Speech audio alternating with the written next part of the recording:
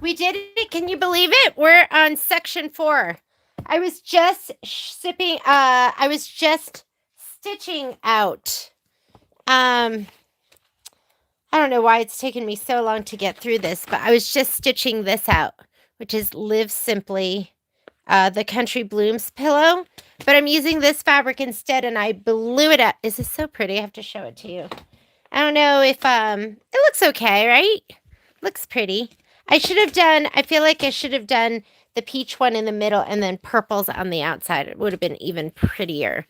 But I blew this up. And I'll put up the measurements. I'm not going to I have to do I have to do the dreaded borders. But I'll put the measurements that I blew it up to. I blew it up to fit into my 10.5 by 10.5 inch hoop. And then I'll put the measurements. So if you guys want to do the same thing and make it even bigger. But I thought it was really sweet. We have this fabric in the store and I was like, I want to use that. That's going to be my border fabric. So I'll finish it tonight and I'll bring it to the store. But it's so gorgeous. These are more my colors, like the purples and the teals and all of that. But this is what we're working on today. We are going to be sewing section 4. Can you tell me what size hoop you use the most? I use these the most. I would say my 5x7 and my 7x12. But I couldn't live without my 9.5 by 14, and I couldn't live without my 6 by 10. And but I mean, I do a lot of Kimberbell, and I find that a lot of my stuff fits into the 5x7 and the 7x12, and so I absolutely love these two hoops. You know what would be even better? Oh, there's the magnets. If I could find the magnets. So, what is the fabric called? Oh, are you talking about for this? This is Moda's Solstice. And solstice is spelled like your soul, Soulstice. You like that? It's upside down. But yeah, it's so pretty. It's been sitting in the shop. I'm like, I love that fabric. I'm going to use it. So it's so cute. It's so cute. Do you ever use Dye Monster hoops? Absolutely. I could not live without my Dye Monster hoops. I use my Dye Monster hoops when I'm quilting. I don't like them for regular embroidery because I feel like sometimes I can accidentally knock the top from the bottom and then you're kind of screwed. So I like them. It's not all I use, but it's almost all I use when I'm quilting in the hoop. So if I'm doing clear blue tiles or if I'm doing edge to edge, I'm going to be using a Monster Snap hoop. And I have them in 8x12, 9.5 by 14, 10.5 by 16, and the 11.5 by 18. And some people use those for everything, but I don't like them for just regular embroidery. I feel like these are more stable because when you go to hoop, you're going to hoop and then you're going to have your magnet on. And so, it comes down on top of it. I just feel like it's more stable. Or my regular hoops. I use those regular hoops for the first 20 years that I was doing embroidery. And then I just recently have started using these. And these are the two sizes that they have that have the low profile magnets.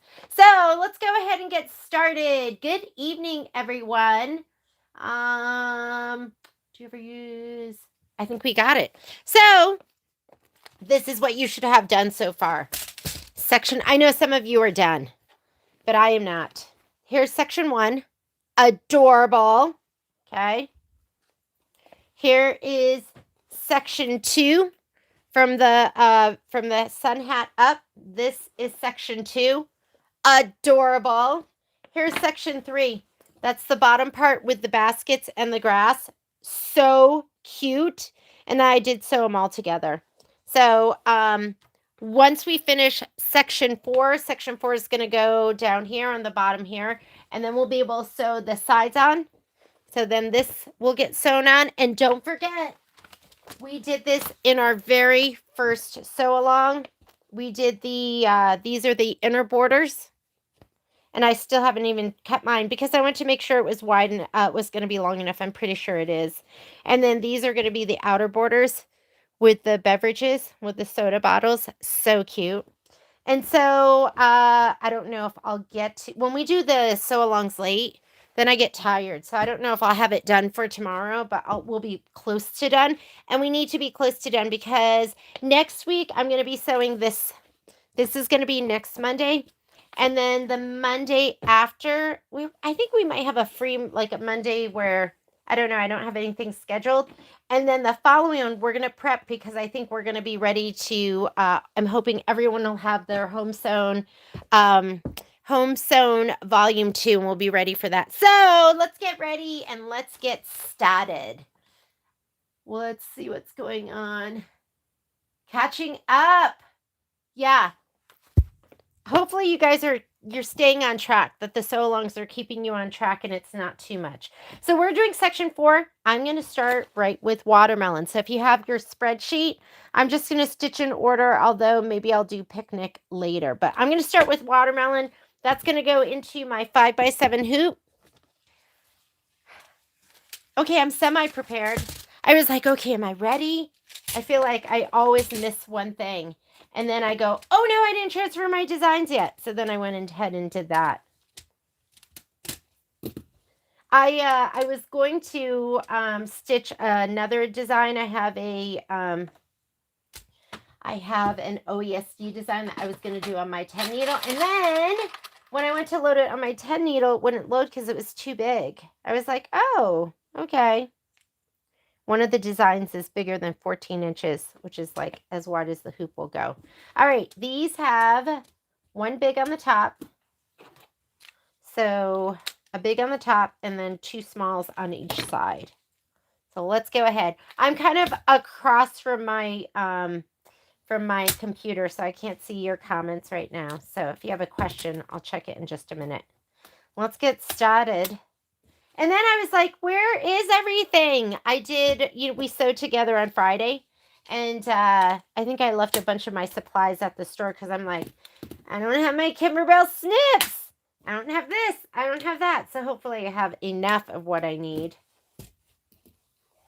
I might have to be subbing some stuff. Ooh. Okay. We are hooped. I'm going to go ahead and slide this onto my machine. I think I already have my, what do I have? I think I already have a white bobbin in.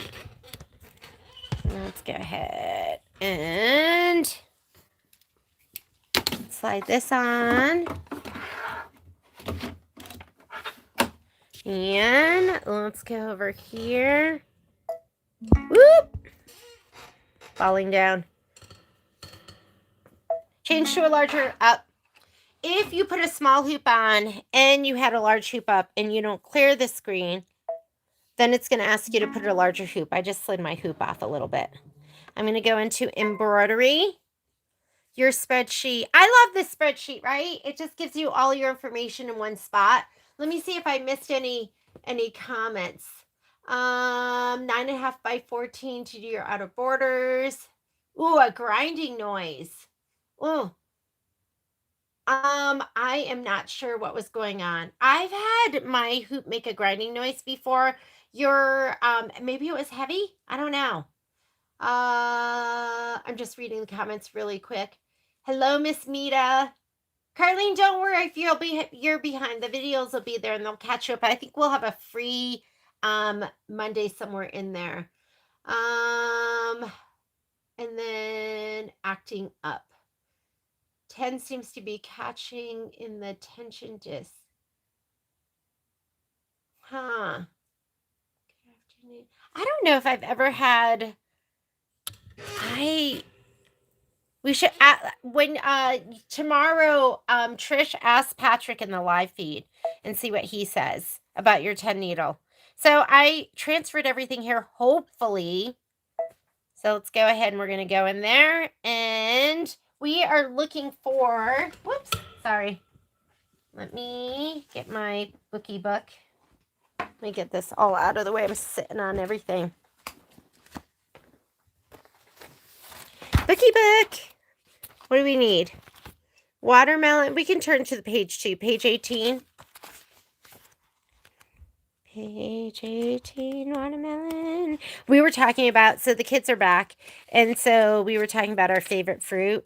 And I got to tell you, I love, my favorite fruit is going to be a good peach, but number 2 might be a good watermelon. Okay, I had this up on my screen because, because when I was doing country blooms, I wanted to count out to see how big everything was so I could give you those measurements. I do not like this grid on my machine normally because I feel like it's too busy. So I'm going to go to my settings button and I'm going to change it back. If you have your embroidery arm on, it should take you right to this page. So with your grids, you have a choice of the grids that you want. I prefer this one, which is no grids with a center mark. And so that's what I'm going to set that to. And here, let's go ahead, and I'm using a 5x7 hoop. So I'm going to select that right now, and everything else I'm going to leave. So I'm going to say okay to that. And now I need, it's the one that has the baskets. It looks like this. Oh, I transferred it twice. And you want to make sure you have the 4.5 by 6.5. That's correct. You want to make sure it is vertical. So it should look like, the orientation should look like what mine has right here. I'm going to go ahead and touch set. Don't move it. We're going to do center alignment. You're going to add. So go ahead and touch your add button, and we're going to add the watermelon. I've thrown away all my other designs, or I took them off of my, in this folder part here. So we're only left, guys, we're going to do this too. I was planning that out and figuring out if I think the charm packs will work for that. America Land that I love. Where are you? Oh, wait. Is that the watermelon? That's not it. That's for Patriotic Parade. This is the one I want. You want the one that has a bite in it. Go ahead and set that. Set. And I think that's going to be it. Let me go ahead and I'm going to touch embroidery to go to my layout screen, and they're combined here in the layout screen. I mean, I have a 1/2 inch above and below, but still, I can't help myself.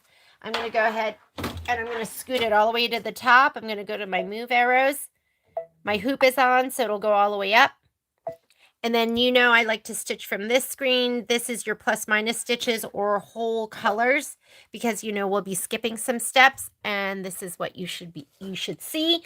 I have lavender in here from Country Blooms, what I was just doing. So I'm just going to go ahead and stitch with that. And let's grab our fabric, and our spray tan. Do you have the Live Simply Bloom Wildleaf fabric in the store? What fabric is it? Are you asking me if I have? I'm not sure which fabric. Is that the name of it? What does it look like? Tell me what it looks like. Is it Kimberbell? Because if it's Kimberbell, we usually have almost everything in the store. All right, let me grab my pouchy pouch. Watermelon! Oh my goodness, doesn't it feel so good? We are almost done with all of this. So I'm down to the bottom of my pouches. Hello. Okay, what's the background fabric? The background fabric is like that blue plaid. So this is what you're looking for. I think the only piece that we cut is going to be this watermelon piece, but I'm not for sure. But grab this fabric. We're going to go ahead. I'm going to put this on the top of my machine, and I'm going to give these two a shot of spray. And I'm also going to turn on my iron. So I've been I put my clover iron. Oh, I unplugged it. Hang on. Are we plugged in now? Yes. Go ahead and. Here we go. Okay. Batting the bumpier side. Spray that side that's the wrong side. And here's my fabric. Pay attention to, like for me, I don't have my SF101 going all the way to the edge, so I'm going to be mindful of that when I lay it down. I need to remember to bring home a can of spray. Do I have an extra one here? My can is like almost done. And it has an erratic spray. Okay, here we go. I'm going to lay this down. And then we're going to lay the fabric down. And then we will do the, so lay this down right inside that square. I'm going to lay my fabric down, being mindful that I don't have SF101 all the way there to the edge. And you really need, like, I mean, if you lay it down centered, you'll have almost like an inch, maybe more all the way around. But I'm going to have more on this end because that's where the SF101 doesn't go all the way. Something like that is perfect. Let's skip some steps. So right here, I'm going to skip the batting tack down because I cut it to size. I'm going to skip the background placement because I already laid it down, and I am going to do this step 4 of 13, and that's going to be the tack down. Pick a color that you can see, and then you're also going to want to pick your the color you want to quilt with, which I don't know. I think I'm going to go with that really pretty turquoise. I don't even have my favorite spatula. It's at the store. I'm feeling all out of sorts. Oh, I do have it here. Maybe I'm just missing my, I think I'm just missing my, whatchamacallit. Should I do that? Too bright. I'm missing my snips. I need to have 2 of everything. All right. Looking at your comments. So what is the Simply Bloom Wildly fabric? You got to tell me what that is. I'm so curious. We were really warm actually, it's kind of warm today. It's kind of nice out. I'm going to use this. This is my glitter, my Ganold glitter. This one is called Light Mint. I love it. It's one of my favorites. I used it in Enchanted and Let It Snow, and I've been using it in this quilt too. And I remember the first time I felt like I was breaking thread all over the place, trying to figure it out, changing out my needles every time. And now I'm just letting it go. And it probably will break. And I'm not even changing the speed. I don't even know what needle's in there. I've just been leaving it. And then I let it break if it's going to break.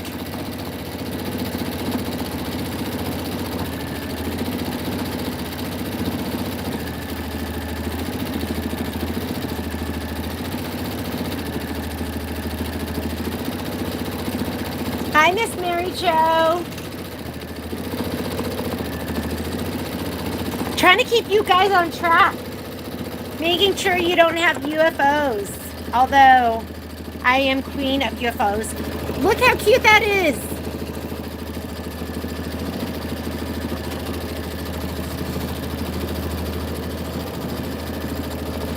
Guys, this thread, it's like wearing high heels.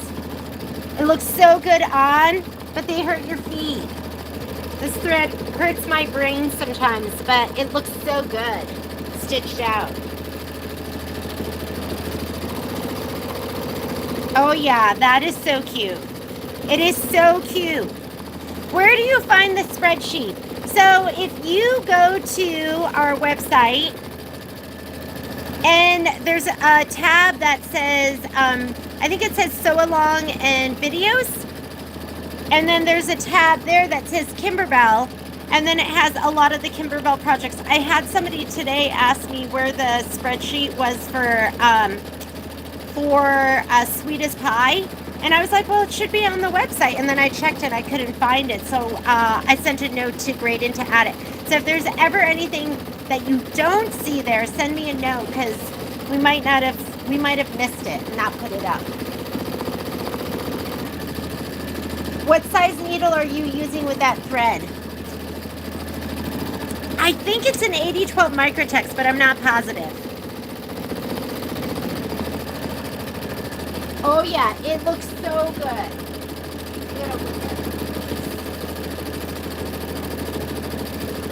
Where's my stitched out stuff?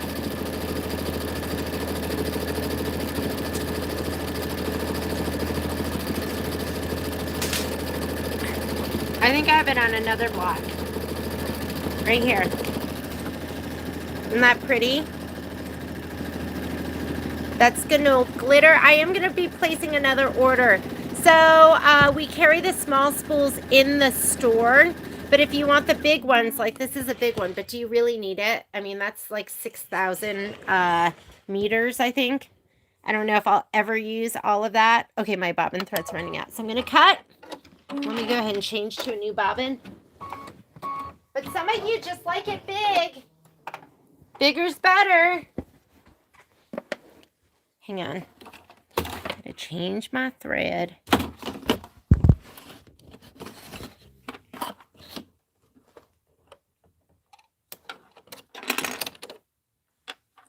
I just throw them out when it tells me that I'm almost done, even though there's thread still left. Because I feel like sometimes the thread crisscrosses in the end. And then you're sad because then your tension gets all awful and it's nothing but the thread. So I just take it out. When it's time to take it out, I take it out. I am going to go back. So I'm going to hit return and I'm going to go back 10 stitches. Sometimes I do, sometimes I don't. Oops. Ooh. Well, that's my safety device. I must not have put something in right. Hang on. That was strange. What happened? Oh, that is really strange. My bobbin case is twisted. Wow. I have no idea how that happened.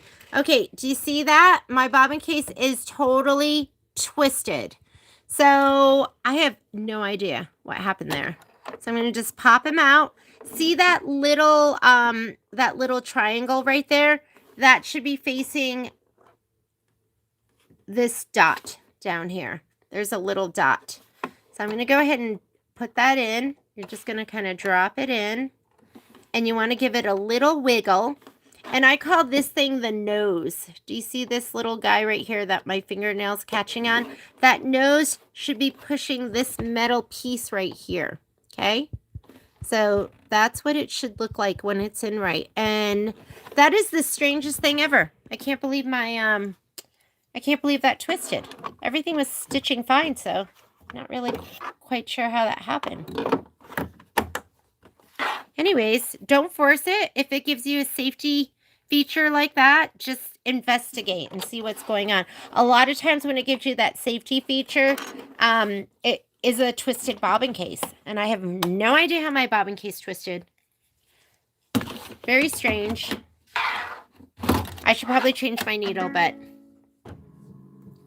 why change my needle now when I can just keep stitching? And we're off to the races. And we're not off to the races. It's not threaded, I guess.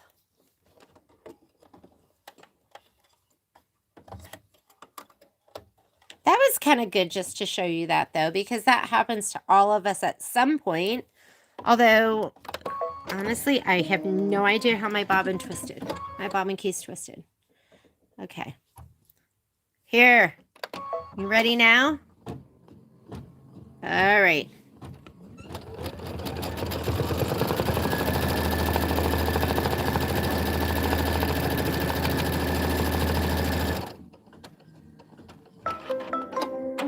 Oh, I know. So, it took me forever to stitch what I was stitching to, Renata, because my dogs kept coming in and wanting me to play Frisbee with them. So I was like, okay. All right. It makes my life easier when I just wear them out too. All right. Once you're done with the quilting, after quilting, go to embroidery instructions. So we're right here. Stitch the watermelon placement line. I still do not have my Monarch thread. So I've been using this red in my stash. So if you've been waiting for Monarch, a lot of times I order that from Checker and it was supposed to ship out on the 1st, and I called them today and it hadn't, so I got it directly from Habendash, so it's on its way. Habendash is they're the distributors of Filtech and Glide thread. They're the ones that have the best bobbins in the world.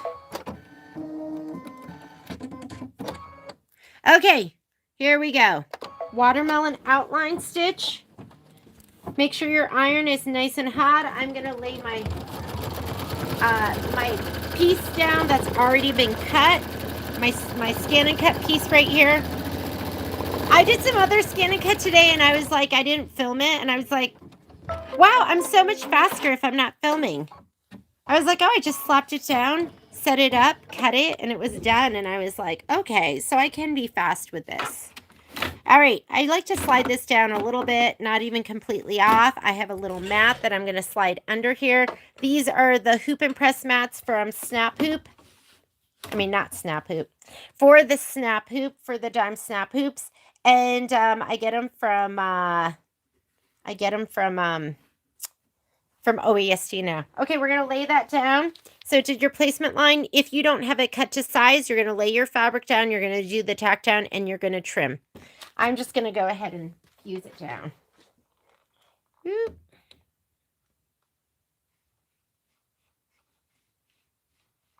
Okay, there we go. That iron's a little big for me. I really need something. My clover was just too small for some of the stuff I was doing.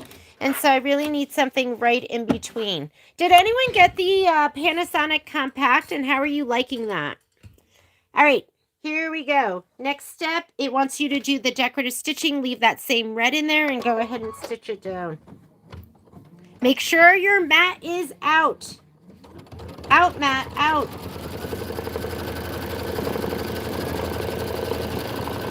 M is Monarch. The Cricut. Oh, that is what Penny said. The Cricut Mini. We don't sell those, but I'm going to check that out. Is that just the perfect size? Okay. Maybe that's what I'm going to check out next. And the price, it wasn't that expensive either. All right. Next step. Now it says stitch the inner rind satin outline, and it wants you to use linen. So get your linen thread. Mine's across the room. Here's mine. Do you like that? Poppy did that. She's a destroyer, and I left my shoes outside because I was walking around in the dirty dog doo-doo lawn, and then I went back out, and then my shoe is gone. Shoe is gone. I'm sure Poppy stole it.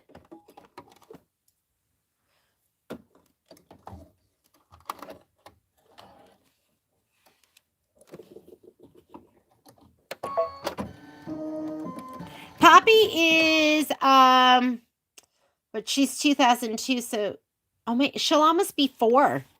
Yeah, almost 4.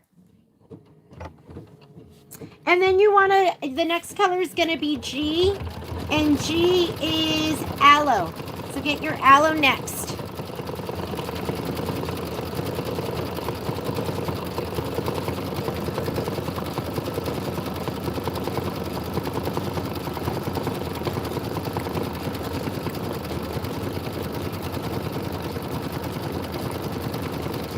When are we going to be at the quilt show? Oh, you know, you're talking to Renata. Get to the seeds. You need to use a matching or dark but okay. Thank you, Miss Cindy, because I wasn't even thinking about that. All right. So it says here, so you might want to get your bobbin ready. Match the bobbin to the top thread for your seeds. And that's going to be, I mean, N is hickory. Like, I think it's fine if you put a black in or a dark brown because they match. That's, like, close enough for me. Okay, after you do that, go ahead and put in your aloe, and it is going to stitch out the rind. I need all the help I can get. What was it that you were, Cindy, you saved me on something for our, for the reindeer when I was putting down the wrong fabric. It takes a village. Sometimes when I'm talking to you guys, I go on autopilot, or there's some things I just don't notice.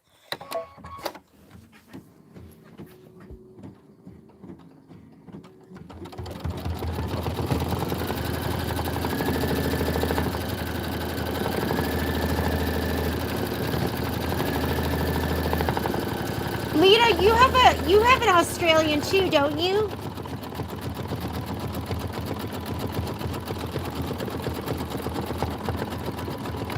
So Poppy doesn't eat the shoes. She's so cute. Sometimes you look at her and she'll just have her head shoved in it. And just her little eyes peeking out. She just like, it's her thing. She just wants to, it's her way of being close to us is grabbing our shoes.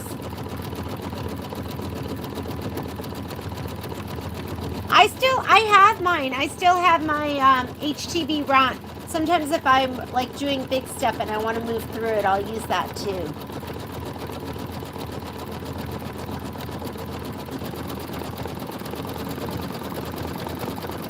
Okay, so Mary Jo, we had a husky and we absolutely loved our husky and we realized he was so chill. So when I get an Australian, they just group them as high energy.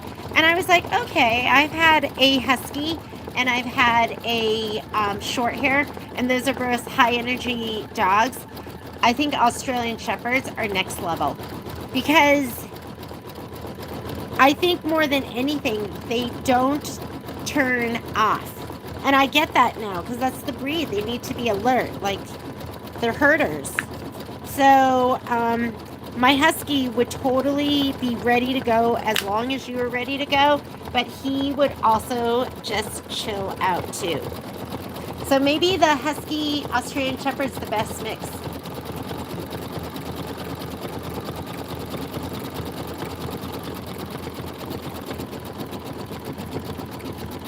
Depending on how much you get, Trish, reach out to me because I'll do a discount. I did have somebody, if anyone wants to do the whole line, we did the whole line at 30% off.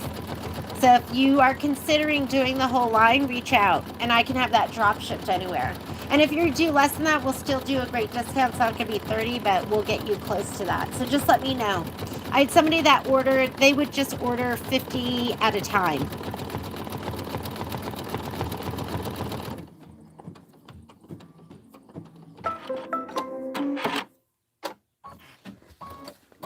All right, now it wants you. I got super scared for a second because I was like, oh, I didn't put down the felt. Okay, stitch the rind. Did I mess that up? That's the rind placement line, right? And now you're going to place the rind felt. Did I mess this up? Stitch the rind placement line.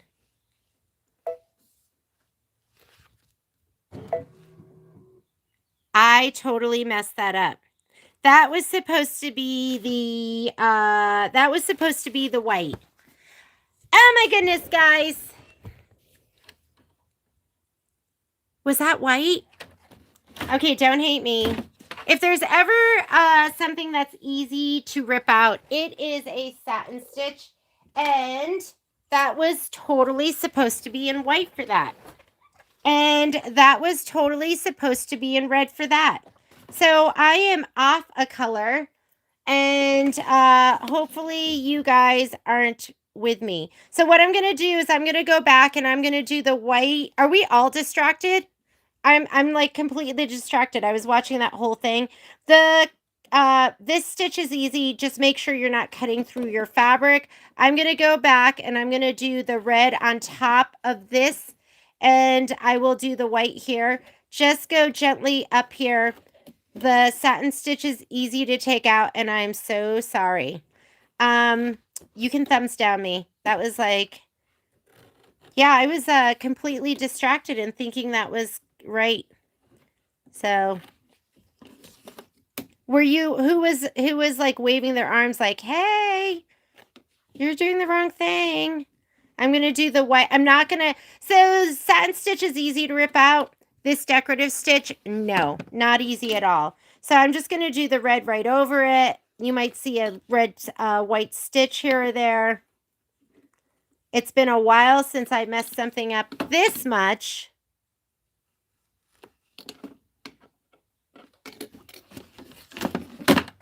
I know. I was watching that whole thing stitch, thinking,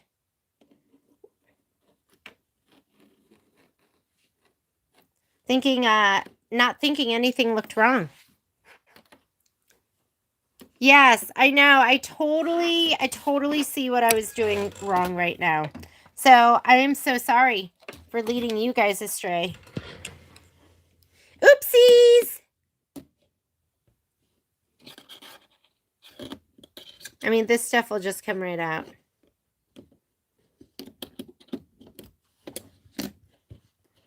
So this stuff is really easy to pull out. Just kind of makes a mess. Grab a piece of transport tape. This was really just meant to demo how easy it is to remove a satin stitch and that you shouldn't be scared in case that happens. And the undersewing, I'll leave that probably. Depends on how much. Wow. Okay. I got to put a big thing in that says, I have to put a big warning in. Read. I've had to do quite a few of those lately. Where I'm like, warning, read first before following along. All right. Hang on. Let me get this out and this. Were we all distracted?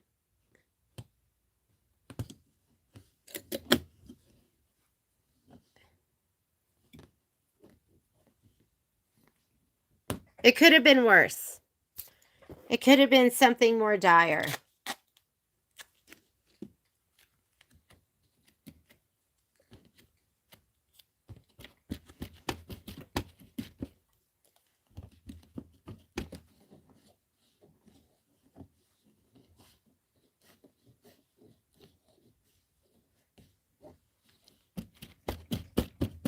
Okay, how does it look from the front? Okay, that looks pretty darn good. We're just going to go with it. And here we go. So I'm going to have to go back some steps. And I'm going to grab my red first because that's what's supposed to be happening here on the top, which looks really cute. The white looks kind of cute. I could absolutely just leave that. Should I just leave it? I'm just going to leave it. Here's my white. I don't know if that's ideal, but he's just so perfect and right on there. I'm just going to leave my white. I'm going to go ahead and do the rind and do the linen. And let's go ahead and stitch that out, and I should be good. And hopefully you guys caught that before and you're not there.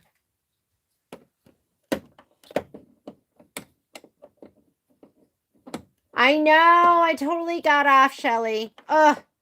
Are you guys okay? If there's going to be a stitch I'm going to, like, ruin, I'd rather it be a satin stitch. Because, like I said, the satin stitch is, like, the easiest to get out. I should be here at the beginning of that. I'm going to go back there. That should have been in red. I should have looked. I would have noticed that. But I was too busy talking about my dog. All right. Here we go. This is going to be the satin white, and then we will do the aloe and then the rind. Grab your specialty material. It's going to be the green.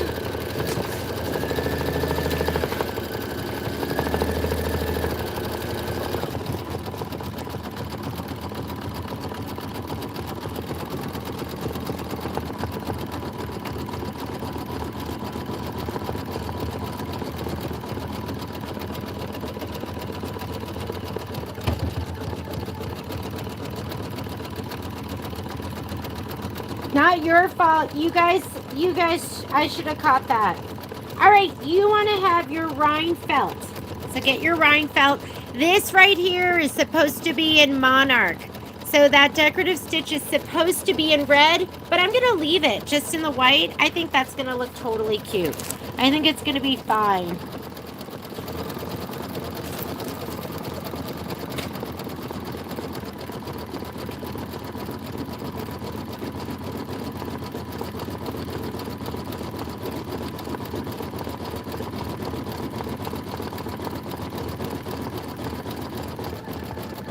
There we go. That looks like the picture in the instructions.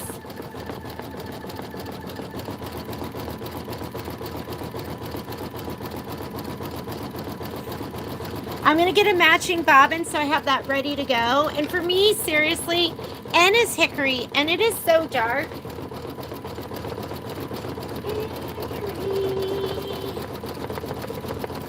I mean, it's as dark as a dark brown could be. So I'm just going to do a matching black bobbin. And I have those. I have one here in my little bobbin boat.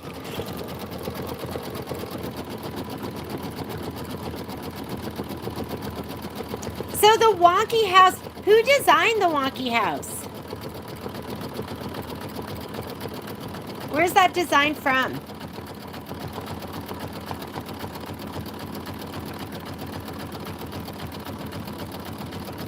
Nice. When you say you're ready to ask your sash and your border, are you talking about for this project? Fabric confetti. I don't know if I've ever done a fabric confetti pattern. There we go. Does that look better, guys? So sorry about that. That looks way better. And if you can live with the white on the top, I think it looks kind of cute. It's fine. Fine.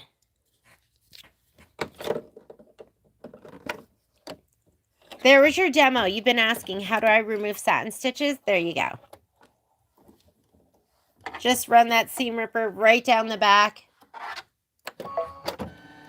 Okay, now you're going to put in your aloe. This is the rind placement line.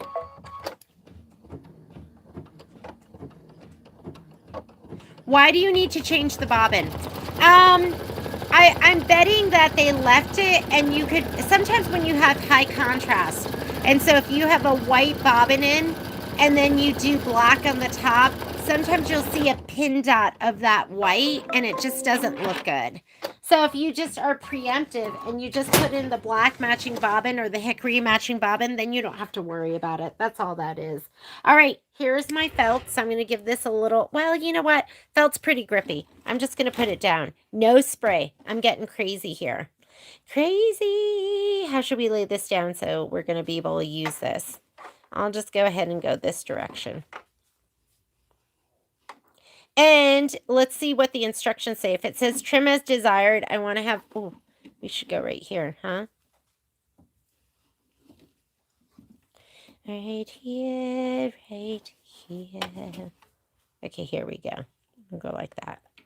Trim as desired. I want to make sure I have about 1/8 of an inch all the way around, or a 1/4 of an inch all the way around. And it says stitch the rind, tack down, trim the felt as desired. This is raw edge applique, so you definitely want to leave a little bit going around it. Yeah, that's just so you don't have the pin dot of the white contrasting driving you crazy, where you're like, oh no, something's wrong with my machine. I'm having tension issues, and it's not tension at all. It's just the way it stitches out and that it's showing through. That's all it is. Where's my spatula?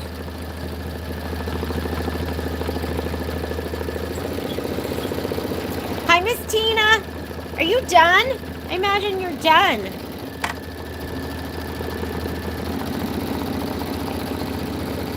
Don't you reach in there with your finger.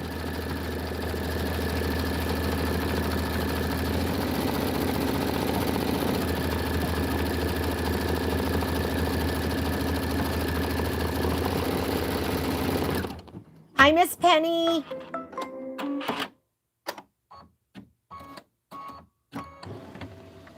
All right, you're going to trim as desired. Get your curved straight scissors. I was using mine earlier today when I was trimming my my cork. Curved straight. Curved straight.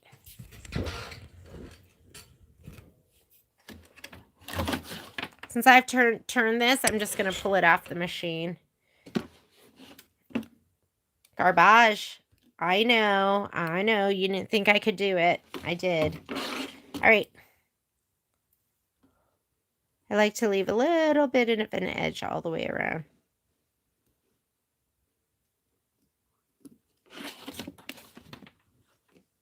Can you believe we're almost done with this one?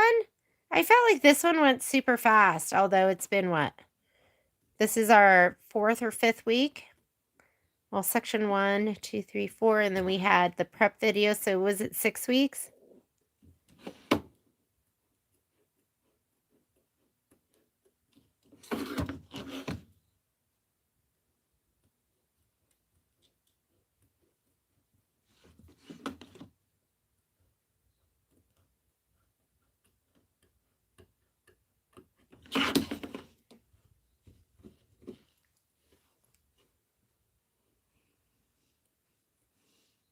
Oh my God, I love having my kids home. It's been so nice.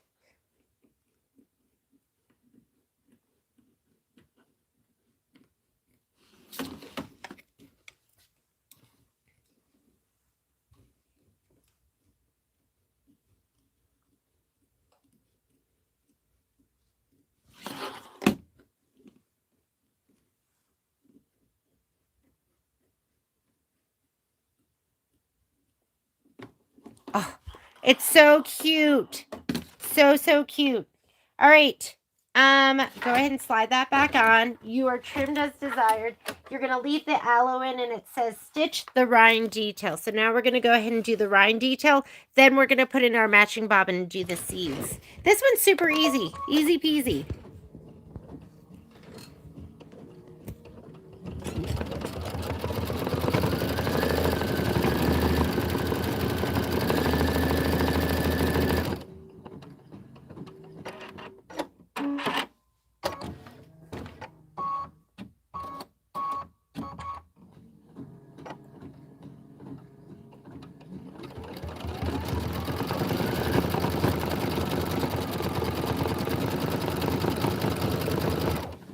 Are you talking about your kids, Lita?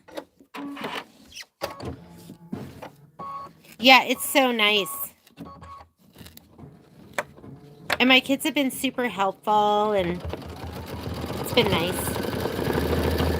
Okay, this is adorable. I just love it.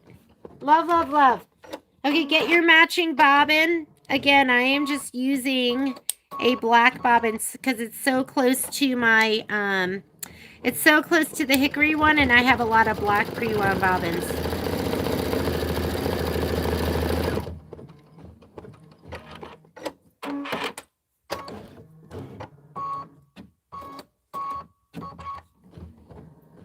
You could just use a white one. Sometimes I just go for it. I'm like, I'm just gonna leave the white one, and then I watch it, and I watch it starts to stitch, and if I see something coming up, then I change it.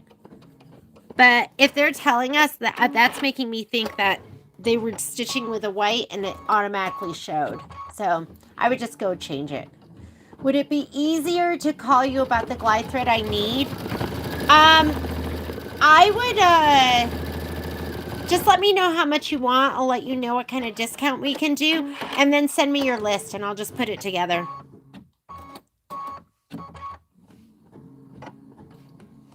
And just know we might be a week out being restocked with all the colors. I did a big order with Haagen Dash today.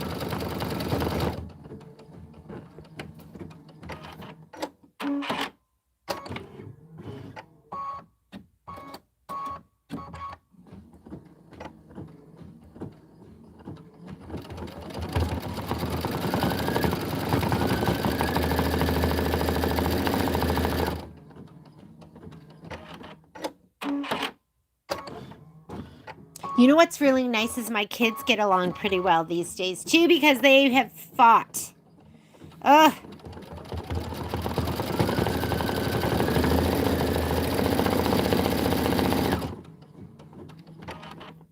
Will the shop be open? Absolutely. So we'll be open during the quilt show. Patrick and I will be at the quilt show. Lori will be back at the shop. Most likely Graydon will probably be at the shop too, and the techs will be there. And we usually do some extra discounts at the store if you come during the quilt show too. So yes, you'll be able to see the store as well, which will be in disarray because we pull everything out and take it to the show with us. Although it's still fun to go and visit.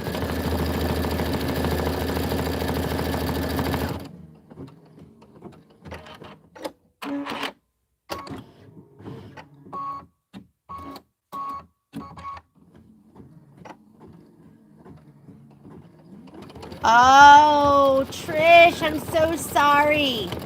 But I hope it's worth it, right? I'm okay for pain for gain. Who is Quilt Wench? Ah, I like that. Oh, man. Miss Quilt Wench or Mr. Quilt Wench, looking forward to meeting you. So go ahead and change out your bobbin right now. Let's put in the dark bobbin. Oh, can't wait, Miss Sue. And it's your daughter's Jeanne, right? Because I didn't put two and two together until I think you had purchased like a class or something. I was like, oh my God, they're mom and daughter. Oh, Trish, are you on here twice? Because I see Sailing Serendipity, but I didn't realize Quilt Wench. I didn't know we had two names. We're double fisting on YouTube today. Here we go. This is the cutest block ever. Sometimes I really like some simple blocks where they're just adorable and there's something that makes it a little special. I gotta tell you, I like the white on the top. I think that's a happy mistake for me. I might even like it better than the red. We are different. Got it. Got it. Got it. Got it. A different Trish. Trish QW, where are you from?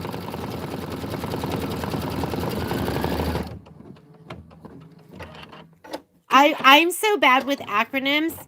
What's PTWT? I don't know what that, and I'm sure it's going to be one of those things where I should know it, but I totally don't.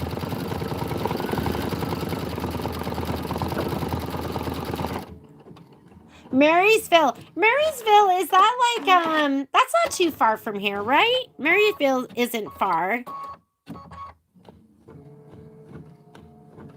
Oh, PTWT, Power Tools with Thread. Yes, that makes sense. That makes sense. You could have been like, you could have given me the, I'm trying to figure out what our acronym for our store would be, and I wouldn't be able to figure it. A1 Vacuum and Sewing. A1VS. Got it.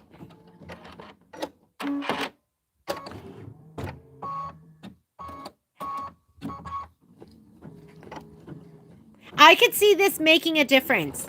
That maybe the white would pull up a little bit on the sides. I know you just call us A1. You could really throw me for a loop though and do A1VS, and I would be like, what's A1VS? I totally wouldn't even know. I'm really, really bad with those. I'm just getting down TY. I use TY a lot. Thank you. Okay, and this is going to be a trim with your pop ruler kind of thing. Once we're done with this, we are going to move on to, what's next? Strawberries. Oh my God, I've been dying to do the strawberries. Like literally, I've been so excited. So we're going to do strawberries next. I'm going to do it in my 7x12 hoop.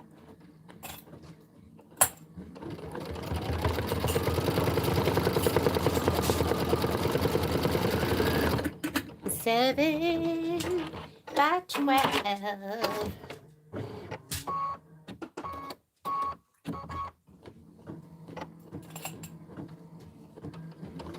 So while this is stitching, I'm hooping up in my 7x12 right now.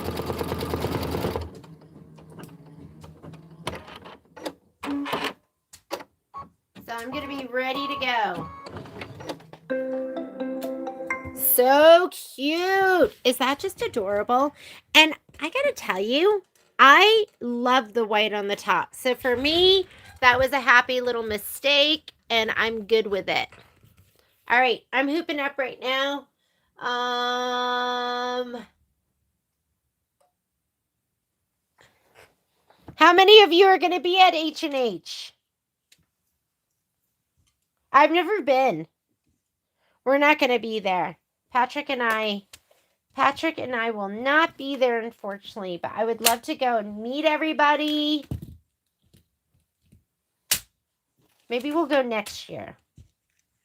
All right, two littles, top and bottom. Where's my other?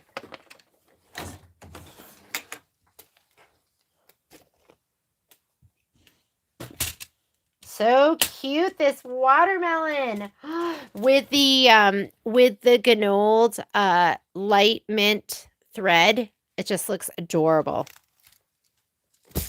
Absolutely love it.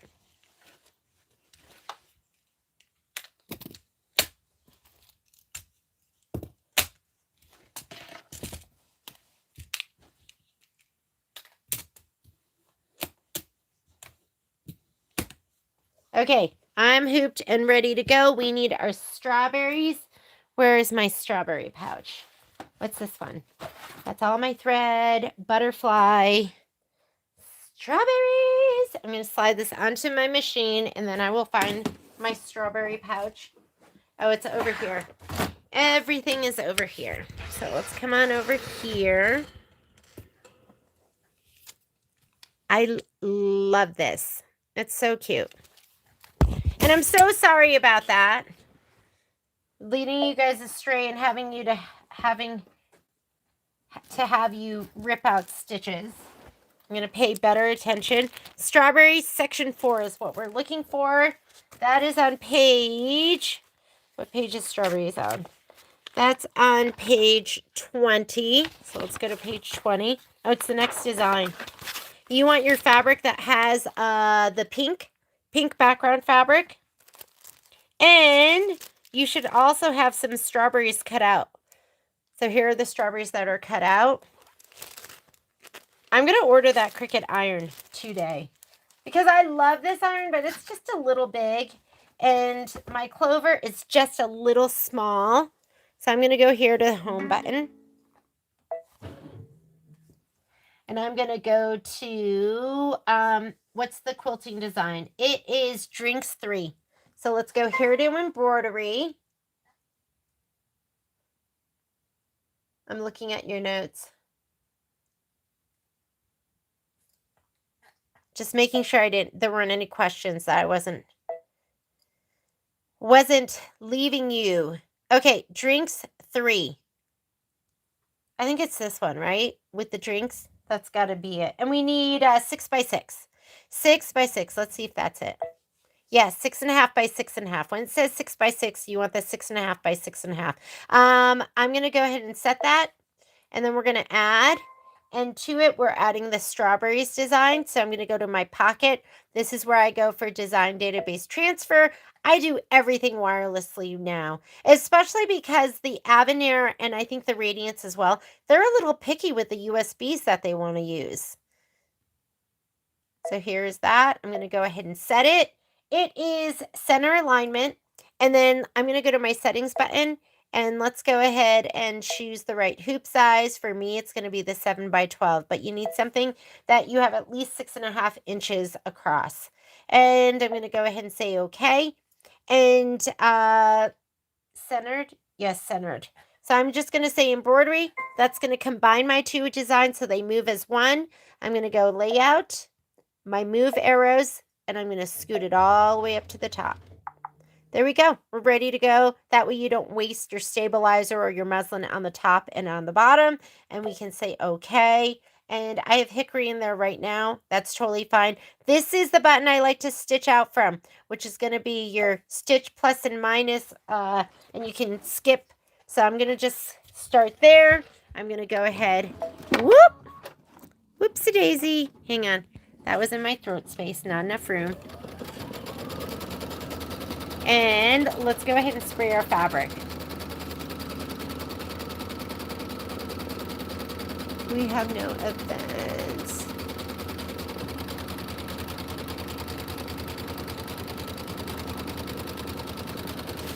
That heat press is great, Betty. What I love about that is I love the size. The size is fantastic. What I love about my Cricut is I love that it does lift up. So I love them both for different reasons, like my children. Okay. There we go. I'm going to put my fabric in here and I'm going to give them a little shot of spray.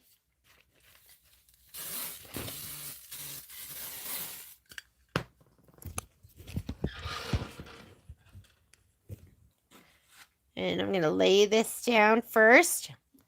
So I'm going to lay that down right in the square. I'm going to take my other fabric and I'm going to center it to this. And just feel before you start to stitch and make sure that you have fabric all the way around it. I love this fabric. It is so sweet. And then you're going to do your tack down stitch, but we got to skip some steps on your screen. So don't forget, that's the tack down and trim for your batting. If you cut it to size, you're skipping it. That's your background placement. And this is the tack down for the background. That's the only one that I'm going to be doing right now. So I'm going to go ahead and do the tack down for the placement. I like to kind of just run my spatula in front of it just to make sure that everything lays down nice and taut. Nothing gets pushed around. That I don't have any buckling or puckers.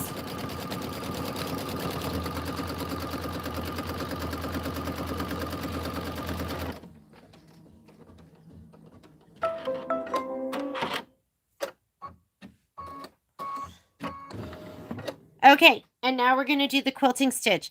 What should I do? I can't decide. All right. What do I have? Do I have a light pink? I don't think I have a light pink. So, I think I'm going to go with... I'm going to go with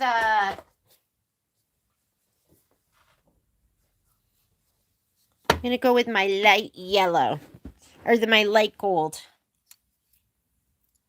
And what's it stitching? Stitching out the drinks. Yeah, I'm going to do this one. What is it called for? If you look at your spreadsheet, it just calls for linen. So sometimes instead of linen, I'll use pearl if I want just a little more.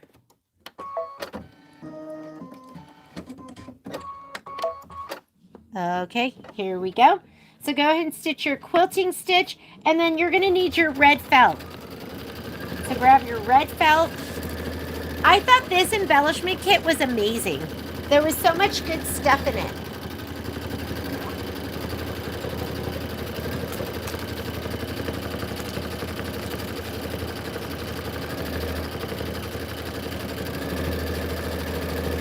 And you're going to have so much left over. This is all I've used so far. Just the very edge of it. Ooh, this looks so good.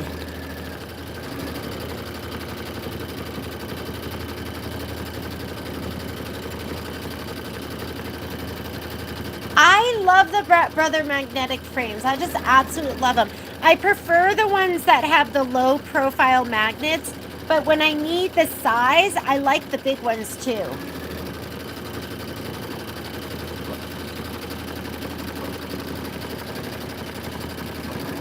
Oh, Betty, go ahead and get it. I think the romp's great, especially if you get it used and it's a great price.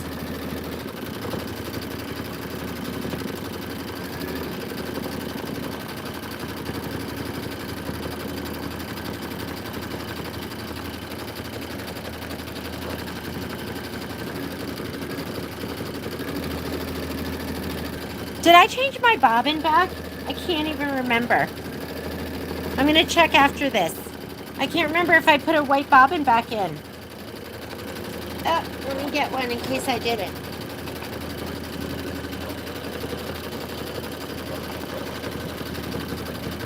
I don't think I did.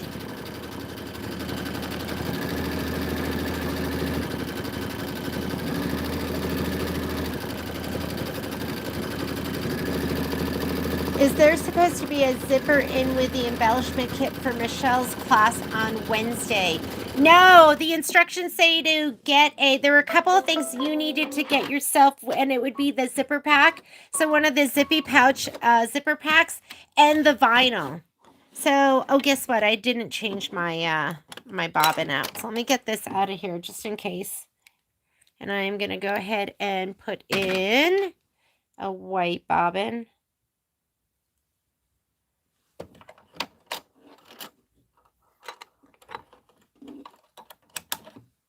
Because they were nice with the double zipper. Okay, let me slide this back on. And first thing we're going to do is let's go ahead. Now we're on to the embroidery instructions, and you want to go ahead and put your red in. Whatever red you're using, it calls for monarch. So I need 12 people. So for Michelle to do her classes, she likes a minimum of 12 people. So if I can, we'll put up the class, and as long as we can have 12 people, then we'll do another one. Let's talk about it tomorrow.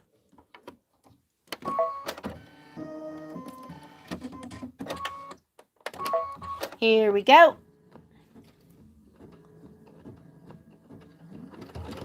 Miss Lita, I think there was another one, but if you can remind me tomorrow to mention that, we can see if we can get another group together. Okay, I'm not even going to go ahead and spray. I'm just going to put it down. It's for the Zippy Bags Reimagined. And you're just going to do this in the same monarch. We're going to leave the same red in. Get your curved straight scissors. This is raw edge, so you want to cut it as desired.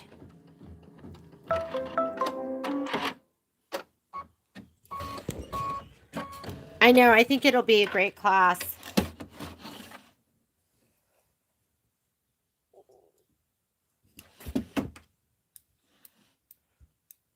Here we go.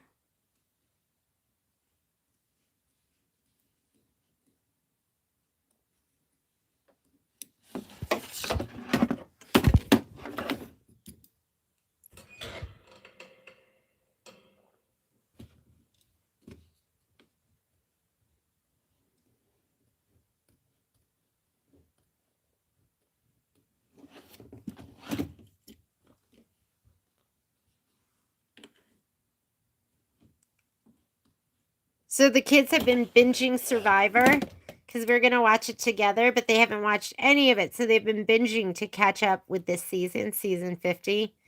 So,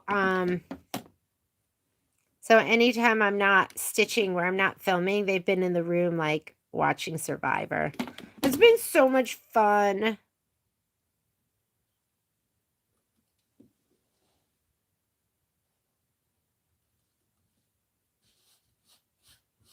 I don't know. I don't think I did a good job trimming it right there. I have to fix it. Okay, here we go. Gonna slide that back on. What's next?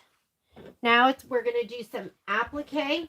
So you're gonna leave that in, and it wants to do placement stitch for your next strawberry. This is going to be, uh-oh, I don't know where I put my strawberries. Uh-oh, oopsies. Usually I put it on top of my machine and I don't see it. Hang on while I search. Not here. Not here. Oh, here they are.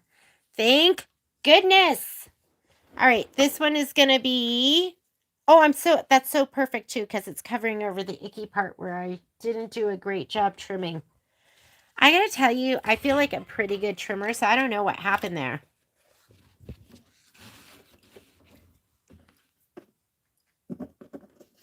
And lay this down. And I don't think he really needs to be protected. Just felt doesn't melt, so there we go. Pull out your mat. There we go. And then next step. So I just went ahead and put this one down. If you haven't cut it to size, you're going to do the tack down and the trim. And now it wants to do the decorative stitch. I am all set, so I'm going to go ahead and do the decorative stitch. I have Monarch in there, or my equivalent of Monarch, because we keep getting Monarch and selling out and getting Monarch and selling out.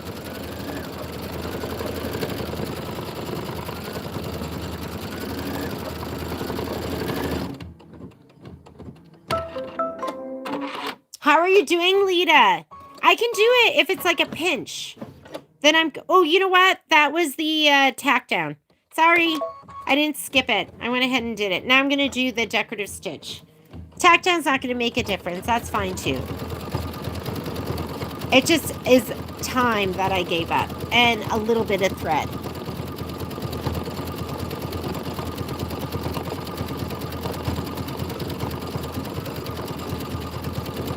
Wow! I'm so sorry. Was she your favorite? Miss, is it Pipper? Or is it Piper? Oh yeah, foam makes stuff looks cute, right?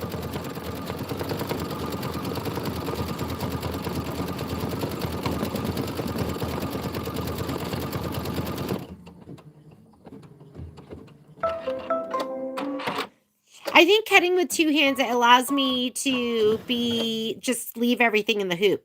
That's really the biggest reason I do it. Okay, now we're going to do a placement line for the other strawberry. Just go ahead and hit start. You're going to want this one now.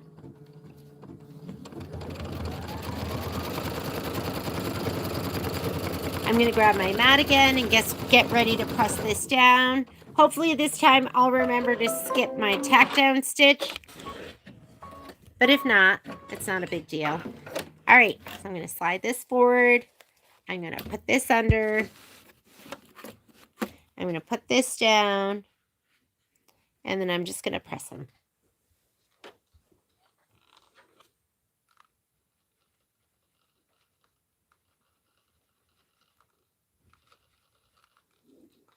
There we go.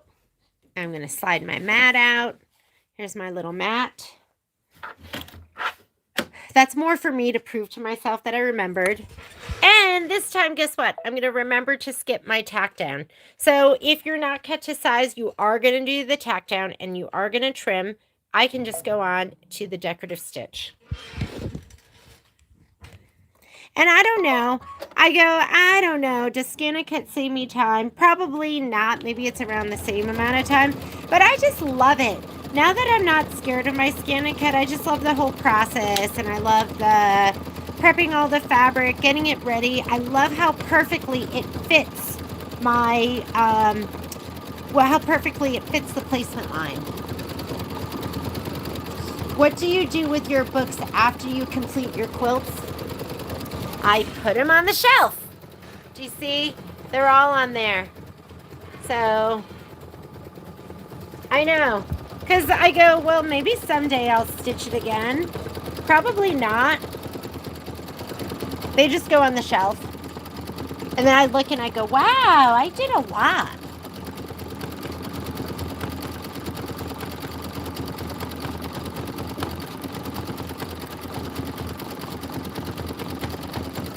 Yeah, I love my Scan-A-Cut.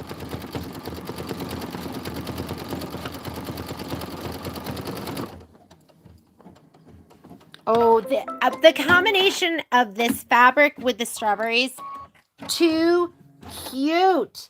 All right, so now it says, we just did this, stitch the strawberry 3 decorative outline. Now it wants you to change the top and bottom thread to water soluble, and you're going to stitch the berries top placement line. Okay, so let's go ahead and take this off. For my water soluble, I use Vanish, which is made by Superior, and I put it on a bobbin that says VAN, or I might stitch out the whole thing where it says Vanish, or I might write it out, not stitch it out. I'm still like so perplexed as to how my bobbin case twisted before. That was really strange.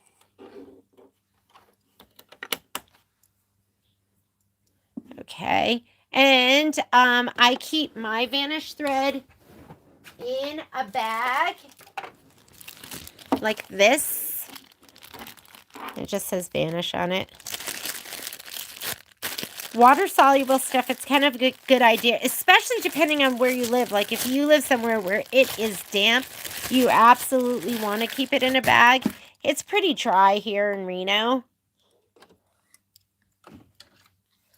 but it protects it from Poppy's wet mouth.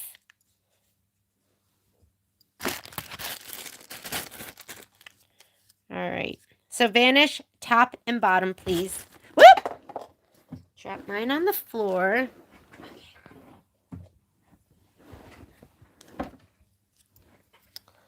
So since we're doing this as a afternoon evening sew along, our next sew along next week will be during the day. And then the next one, we're going to do evening. We're going to go back and forth. And that way, the folks that can't do the morning can hopefully join us for the evening ones. Okay, I have Vanish Dissolve Away thread in the top and the bottom now. And it wants us to do the placement line. And then you're going to get your berry felt. Is it the darker one? It looks like the darker one, doesn't it? Make sure your mat's not under there.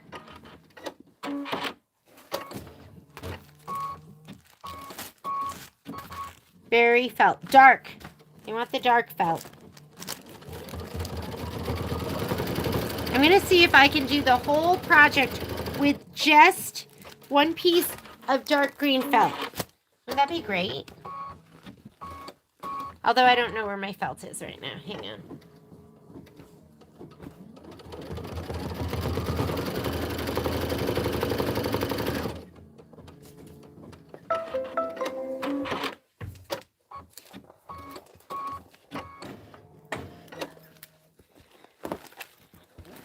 This is still my first piece. There's so much left.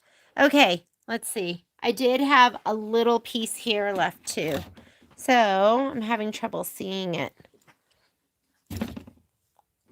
Let me see if this one can go over here. And I'll put these over here.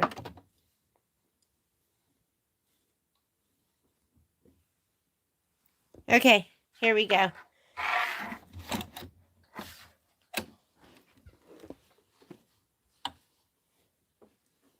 That must be the top one.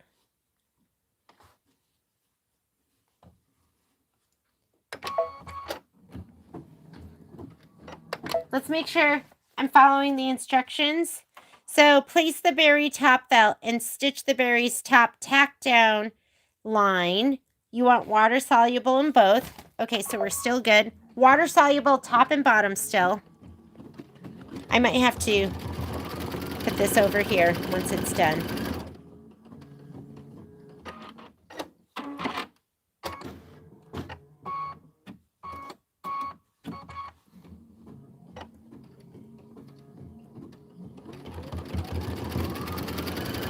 Oh yeah.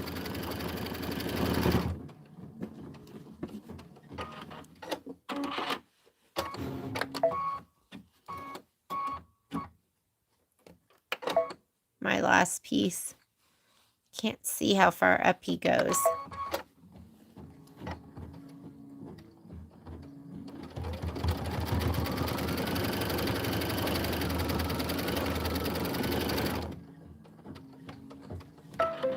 Okay, now that you've done that, you're going to trim the felt as desired. These are raw edge appliques. So again, I'm going to get my curved straight scissors first.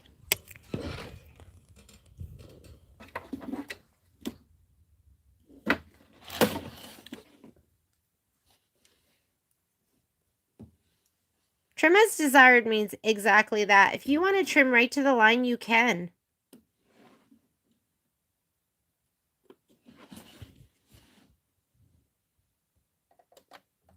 Patrick took all the kids to the climbing gym this afternoon.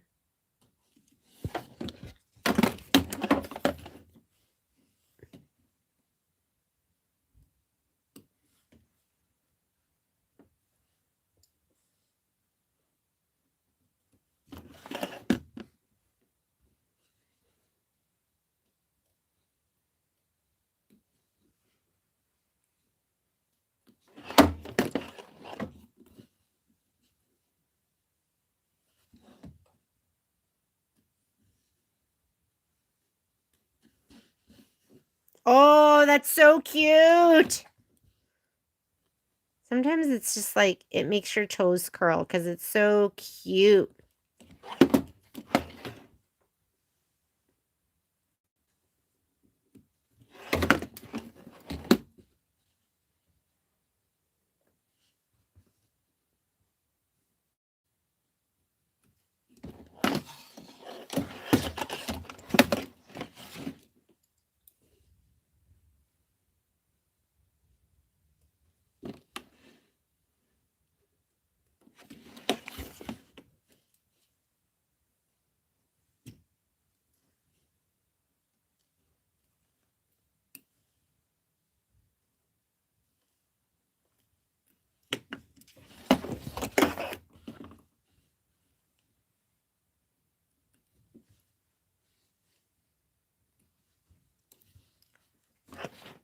Okay, they just look so sweet.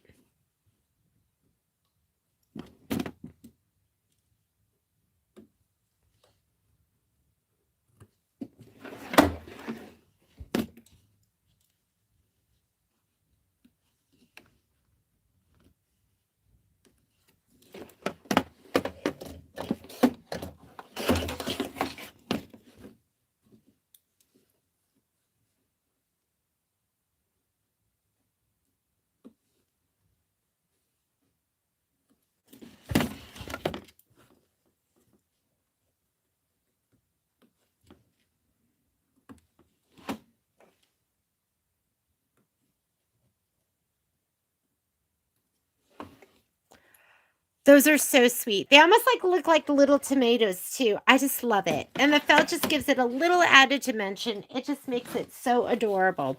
So we went ahead and just did this part. Trim as desired. These are raw edge applique. Change the top thread and change the bottom thread to a neutral color and stitch the green leaves placement line. So we're going to take this out. I'm going to put it back in my bobbin boat, and I won't confuse it because it says Van on it, which stands for vanish. Make sure you mark that bobbin. And I'm going to put my vanish thread back in the bag. Yeah, I can't even imagine what would happen to my vanish thread if I was someplace super humid. Like, I remember Patrick and I went to Bali, and my camera broke just from it being so humid there. It was just too moist. All right. Okay. We are going to put in G, which is G's aloe, right? Put a little tab here. Yes. Put in your aloe thread. And I have not looked up for quite a while. You ordered... I think we have those in the store, Mita. Mita, where are you at with yours? Are you stitching with us today? You might be done. Maybe you're on a roll. Okay, here's the placement line for the leaves. And for these, I think you're going to use the same green felt. Yes. So we're going to use the same green felt.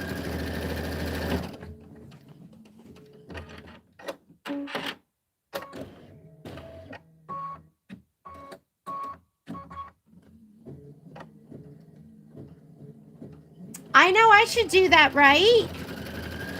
I just go, what if I want to stitch them again, though? Plus, you know, I'm a bit of a hoarder.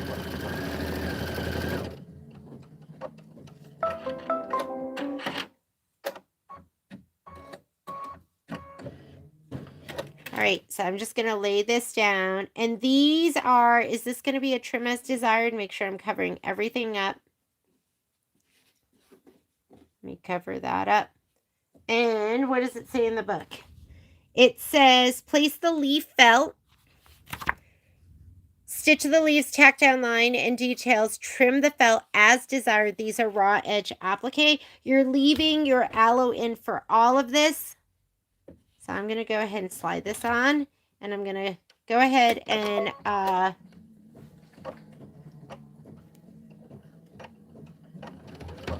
just going to leave it right where it is.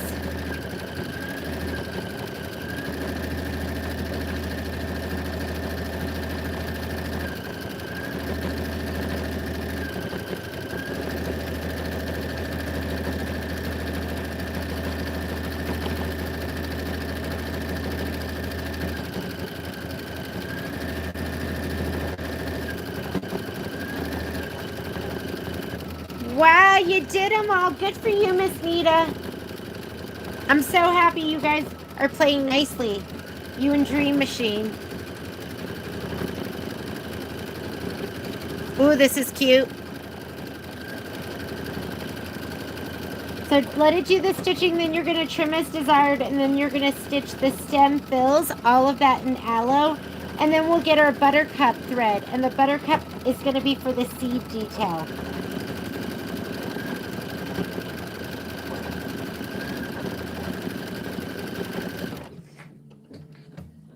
Which one's the butterfly block? butterfly.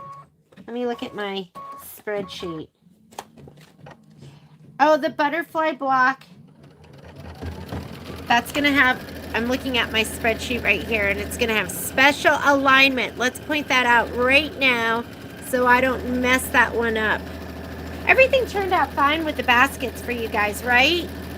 That one had special alignment, remember? And I missed it.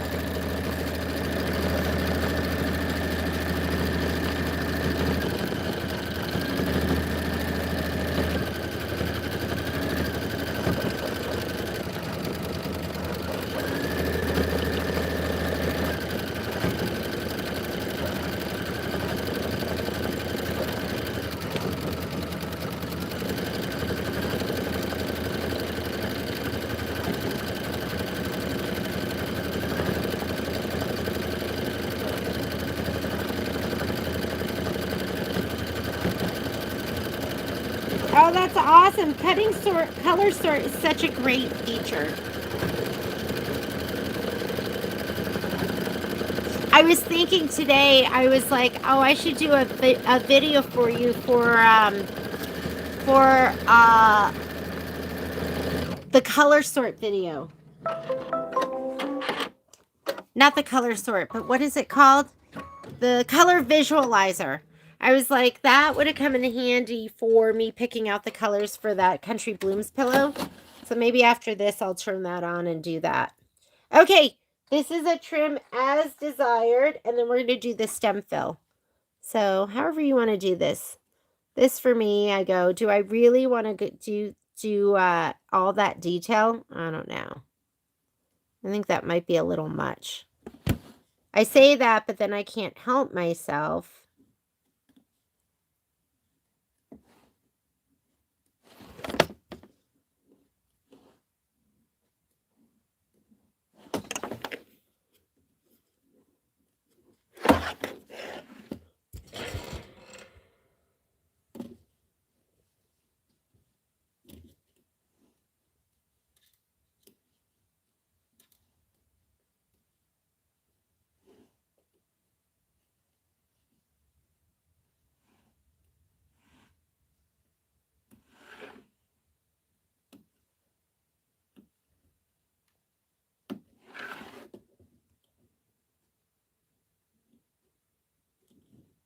Think I'm just going to go right around the leaf. Let the stitching be the detail that stands out.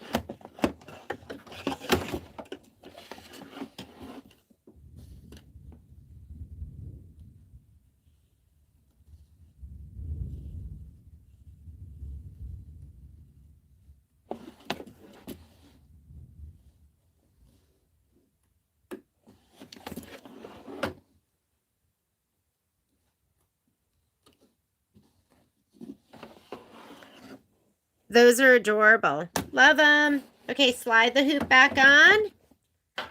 And then you're just going to go ahead and look at your screen. Make sure you see what you want to see. Those are my stems. And I'm just going to hit start. I still have my aloe green in there. It's going to do the stem part. And then we're going to get our buttercup. So get your buttercup thread ready to go.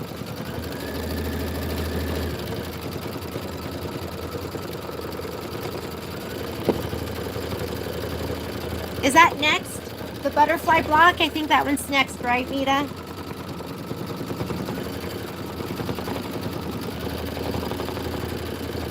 So let's go ahead. I think I'm just going to go in order, and I'll do the butterfly block.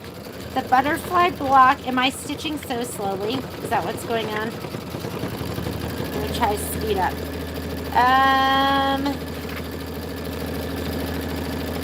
This is so cute. It is just so sweet. Okay, we'll just do the butterfly block next. And that is going to be in the 7x12. I'm going to be running my muslin from left to right because it says special cutting tube, because the design size is 4x10. And that way I'll just have it, but you have to, because of the quilting, it's going to be 4.5 by 10.5, which bumps you out of the 6x10 hoop. So...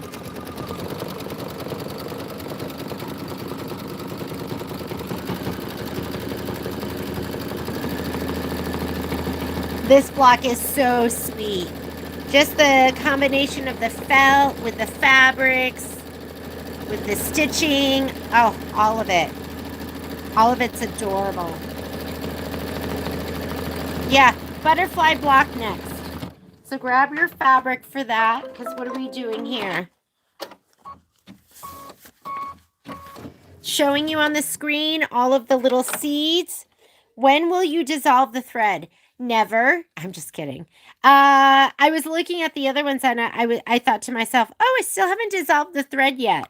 So I still haven't dissolved it for like the little ties on the kite. And there was something else that we did. I think there were leaves with the birds, so I haven't dissolved that yet. I'll do it at the end. Do it before you, you definitely want to make sure you do it before you layer your quilt and you can't get to the back. But just spritz the back and then release it.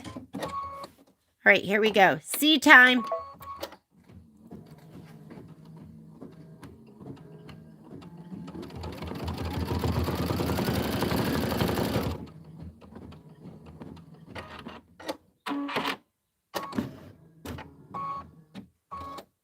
I know, I'll forget too. I mean, if you forget, you can get it from the front as well. And if you feel like you're going to forget, just do it immediately, right? Just do it right away.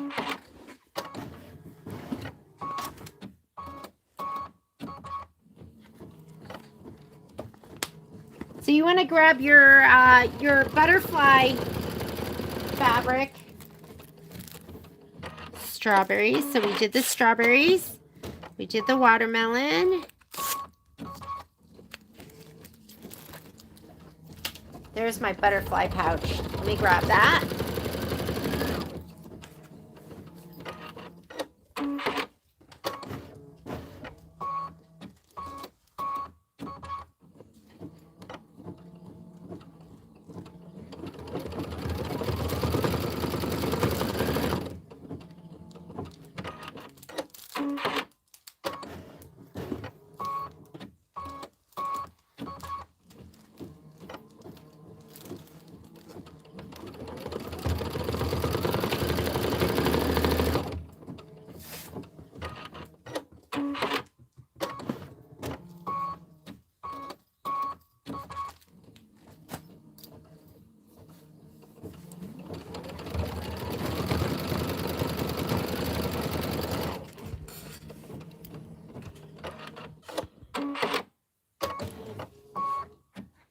This is 2 minutes of stitching, but when I see this many seeds, I go, really?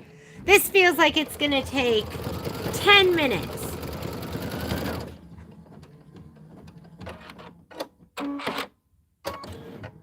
You need the puffy stuff for the butterfly one that doesn't come with the kit.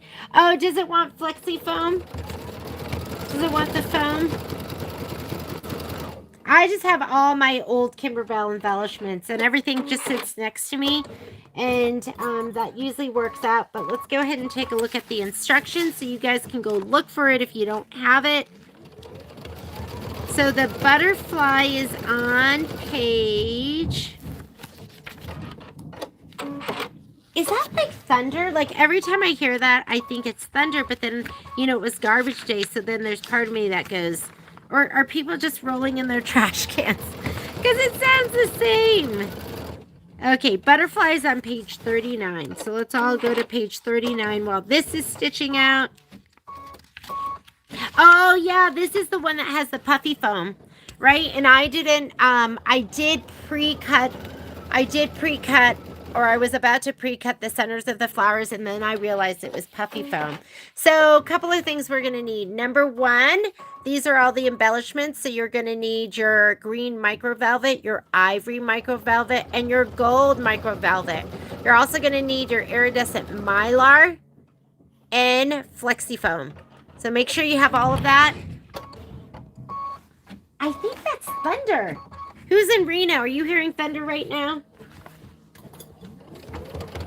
I mean, there can't be that many people rolling their trash cans inside. So I need my green, my gold, and my off-white. Okay, got all of those. There's my green, my gold, and my off-white. Yeah, it's thunder, huh? And then we also need our Mylar. 1, 2, 3. So 3 micro velvets and then our Mylar. I still have my Mylar. I put my Mylar and my tool back in this bag. So I have all of that. And then I have all this flexi foam by me.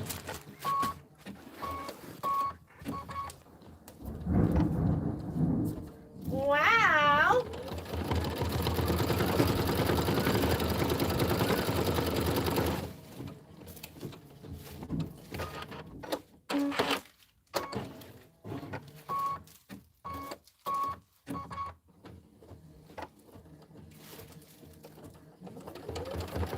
The original flexi foam was like my favorite because it was so thin. So the Kimberbell flexi foam used to be super, super, super thin, and now it just looks like it's regular Peltex foam or the Pellon foam.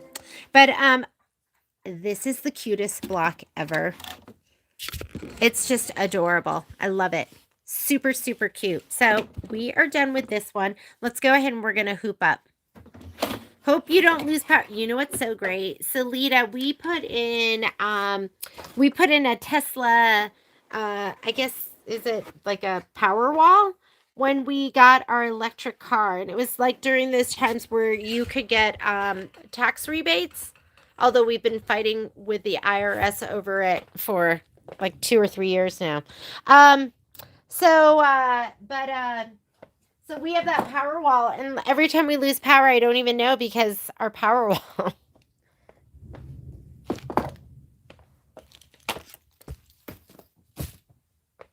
Alrighty, so I could just keep on sewing. I put that away. Put that away. Let's go ahead and grab this. And that is so cute. We are going to unhoop, or I'm going to unhoop, because I'm going to go ahead and rehoop. Instead of when I am taking my designs and snugging them up to the top, I like to run my muslin up and down. When I get my design and I'm snugging it to the left, then I like to run my muslin left and right. Because I'm going to take my 4x10 design and I'm going to put it all the way in this corner. So I already grabbed a piece that's going to fit. I'm going to take this and put this to the side. And I found this earlier. I was like, oh, that's perfect. This must be from before.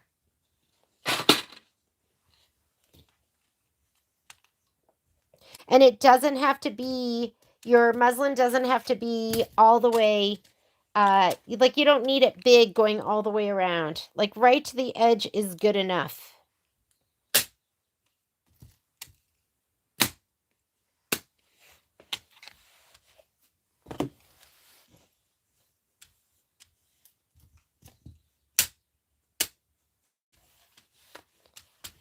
Where's my other? Here it is.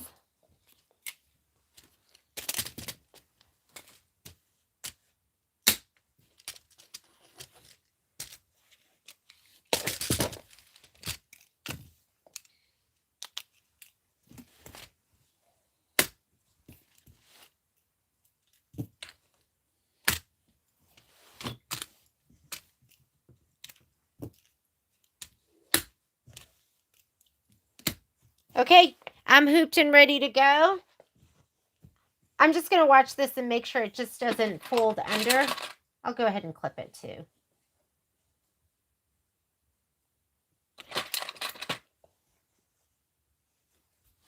All right, let's take this to the machine.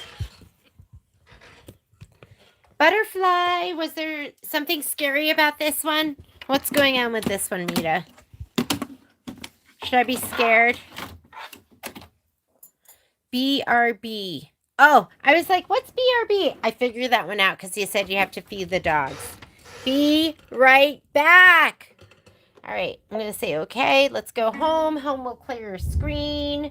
And I'm going to, my dogs fortunately aren't scared of thunder. Because I know there's a lot of dogs that are. Here we go. So first of all, let's look at our special alignment. we have to align the bottom of the block embroidery file with the outer bottom, so that's the outside most line of the quilting design. Center both files horizontally. The grass will be sewn into the seam. Refer to the quilting applique threadwork block technique in the guide. After quilting, go to the embroidery instructions. Okay, so we're going to line the embroidery design up with the bottom of the quilting design. So, and then if you forget, what do? You just cut it up a little bit higher like we did before, and it worked out perfectly. But since we remembered, we're going to do it right.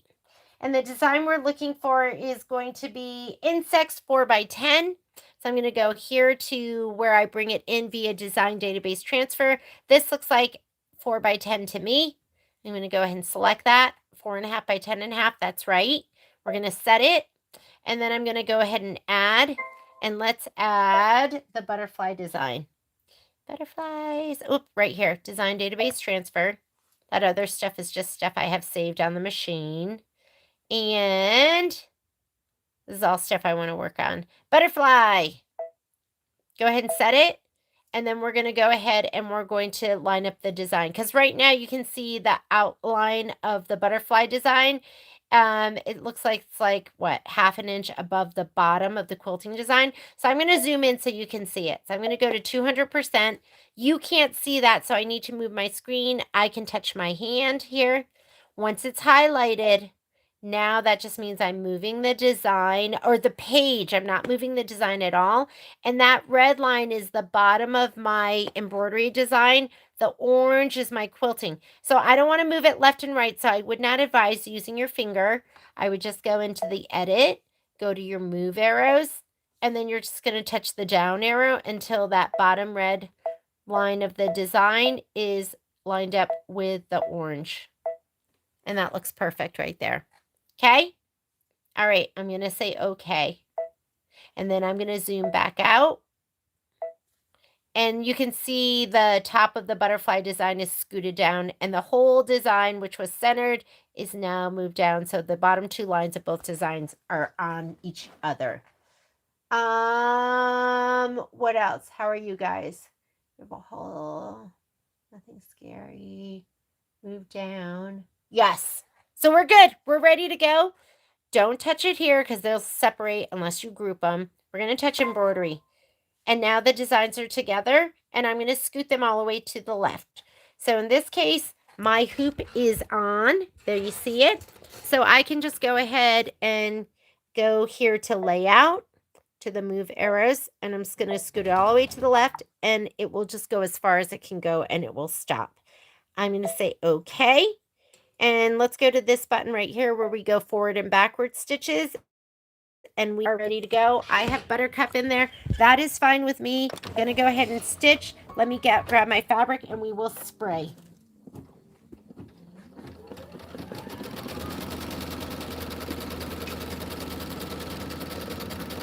Here we go. It's going to be this long piece. And what's this? We have I think that is this for the flower centers. And I did spray it. I mean, I did put the heat and bond light. I should grab a different piece that doesn't have the heat and bond light. Or we could just use it. Whichever. I think I prepped it, but then I didn't cut it. Because I was like, oh, it's going to go on top of the flexi foam. And that's hard to deal with. I think this is the bumpier side. Grab the bumpier side. This is non-directional. I love this fabric. This cloud fabric is so cute. That was fast, Renata. Oh, you know what? I didn't even think about. Ooh, nothing's coming out. Ooh. Okay, I've got to make myself a note because I will be lost without my spray. My dogs are... Oh, it's 5:41. I'm surprised they haven't come down here. And like usually Momo will start hitting his dish. And then he'll put his feet in it. He'll start banging around. He'll start barking at me.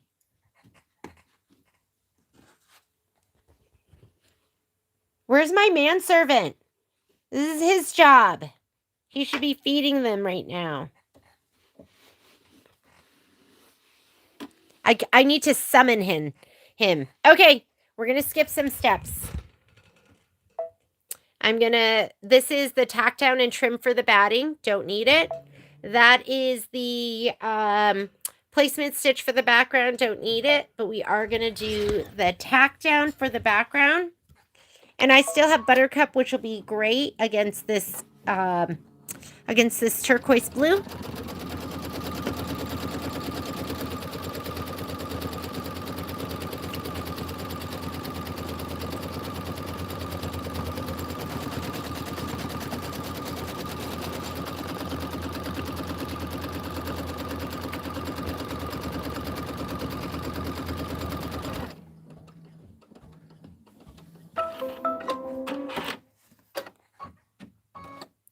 Very cute.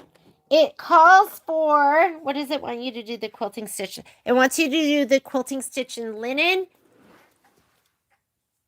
Did I do something wrong? I think we did our special instructions. For placement, we moved it down, so we should be good. Part of me thinks I should do this one. The multi. This is the light multi. How busy is this? Yeah, I'm going to go light multi. So cute. Snowing? Wow. Then it must be cold there. I thought it wasn't going to be cold enough. Did it snow when you were headed back, Virginia? Oh my God. I can't believe they haven't come to me and asked me for food. So I gave them a treat today. I told the kids, I was like, don't let them eat more than a quarter of the treat, because then it gives them soupy poopy. I swear, Poppy ate that treat in like 5 minutes. I thought it was going to last her like half an hour. So then Patrick got home. I was like, uh-oh, I did an oopsie. We'll see how it goes. All right, this is... Oh my God, this one is so cute. Hopefully it's not too busy. This one is the light multi. I'll show it to you when we're done. I'm a little worried it's going to be too busy, but we're just going to go with it.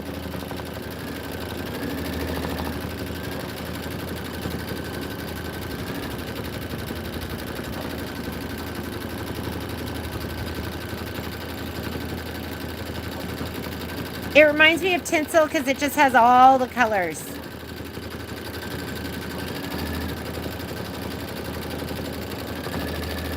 After we do this, after the quilting, go to the embroidery instructions.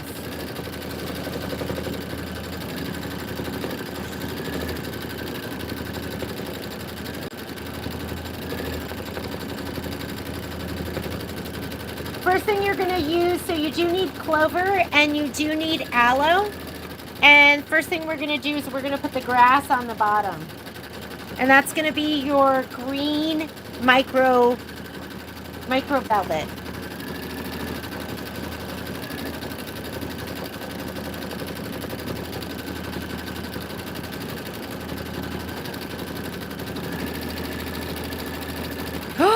I saw that! I saw that. Is that in Ohio? Bobbin along quilting? Was it in Ohio or where was that? But I saw that because I follow a couple of Australian Shepherd blogs.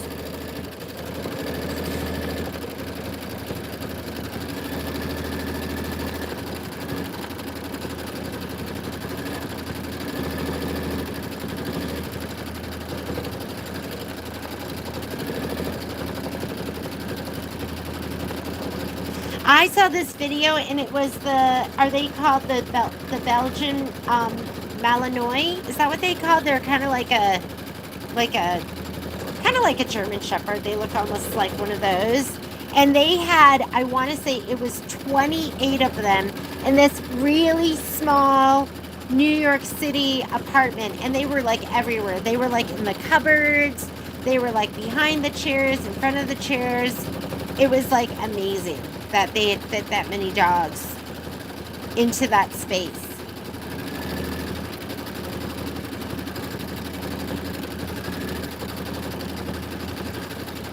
Ground lamb with dehydrated veggies, coconut oil.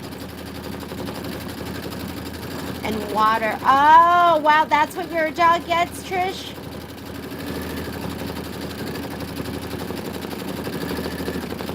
Oh, I know. It breaks my heart, too. I'm like, Patrick, we gotta save these dogs. Okay, this thread is one of my... I can't believe how well it's been stitching lately. I was trying everything, like my vertical thread stand, my horizontal, my all different needles, but this is... It's like the most fun. I don't know if you can see that. But this is the light multi, and it's so much fun. Hopefully it's not too busy. I don't like it when it distracts. Okay, let's go ahead. I'm going to slide that back in, and I'm going to put in my clover. Ooh, it sounds like it's raining hard. This is what it looks like, and it just stitches out so beautifully. The light multi. All right. Clover, where are you?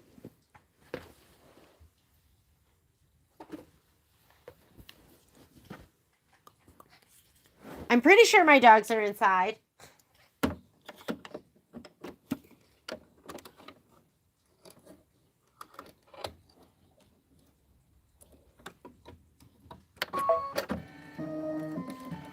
Okay, little sprig of grass, and then we're going to put aloe in and stitch the stem and leaves fill.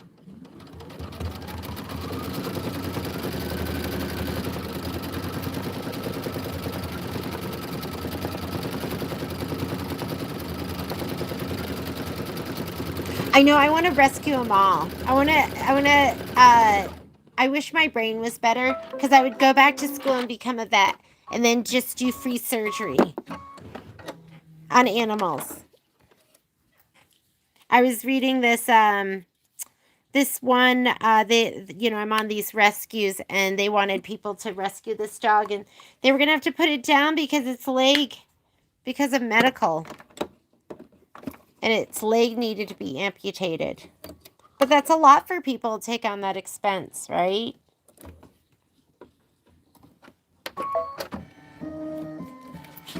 Oh, good, you are inside. Oh, do you have a shoe? Do you have a shoe? Hi. Whoop. Okay, Mama.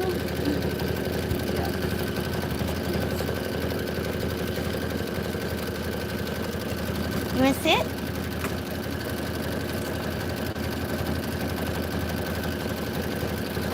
Okay, Pops. Come on.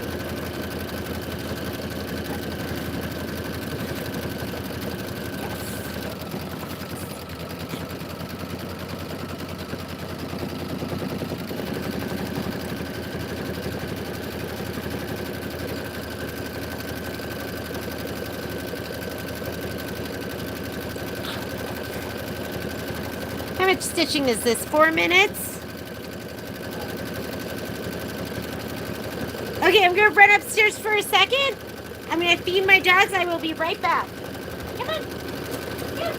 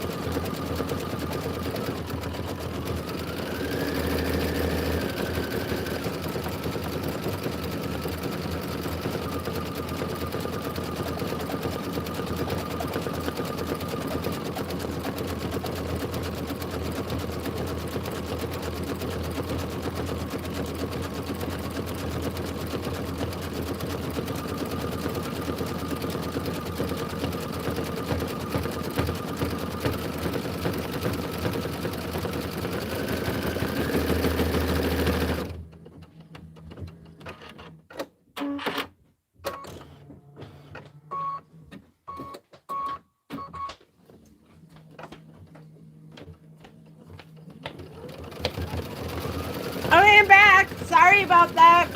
Did I miss anything? I think we're good.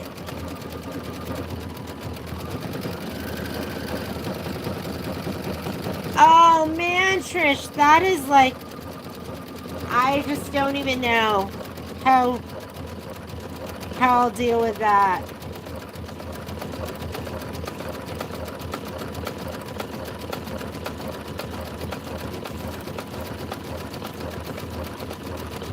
Organic ground lamb, half a cup of honest chicken veggies.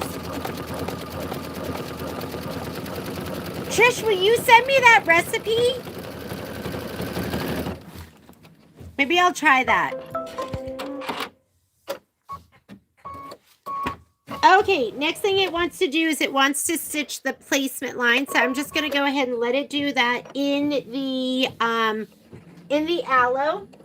And you want the nap, it looks like you want the nap to run down, which means you just want to smooth it, and it wants to be smooth going. Hang on, I'm cutting mine. There, that feels right.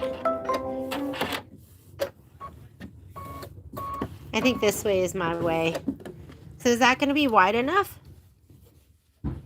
Yeah, it looks perfect. Looks perfect for me. So I'm going to give mine a little shot of spray. Looks like they're home.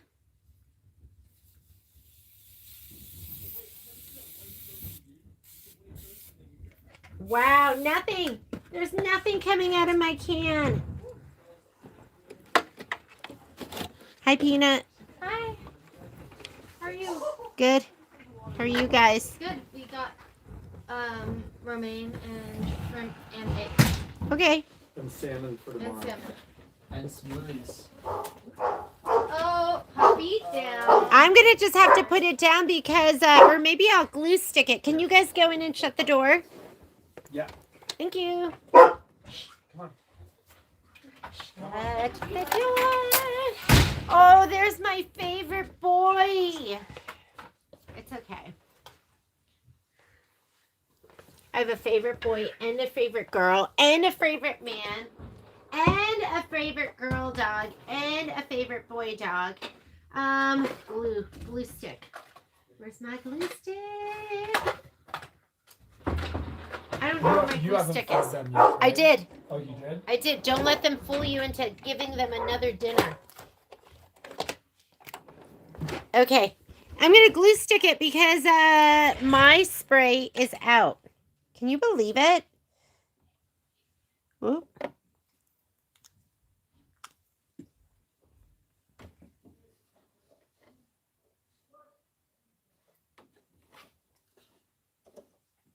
Let me make sure. Yep, that feels right.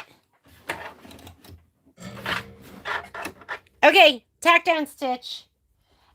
Place the grass micro velvet right side up so the nap runs down as shown. Tape in place. Stitch the grass tack down line. I'm not a taper. I don't know. I just prefer not to. And then it wants you to remove the tape.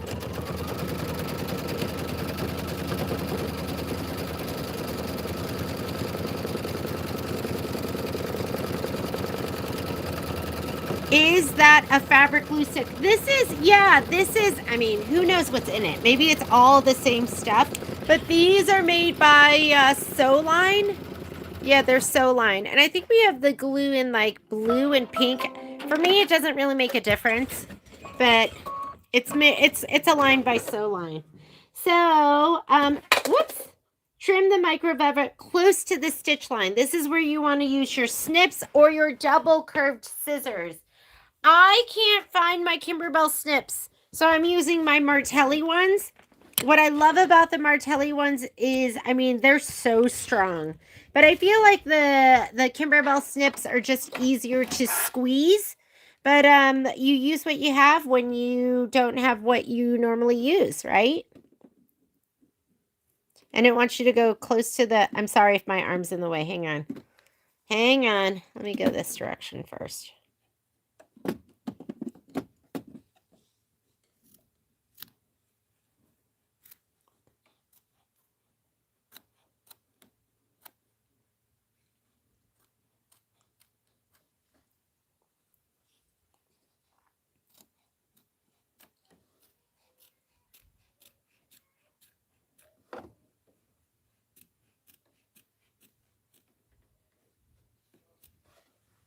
Close to the trim line? Do they want you to trim around the whole thing? Yeah, you're going to trim around the whole thing, and then there's going to be a decorative outline on the top of the grass. But it does want you to trim the bottom part too.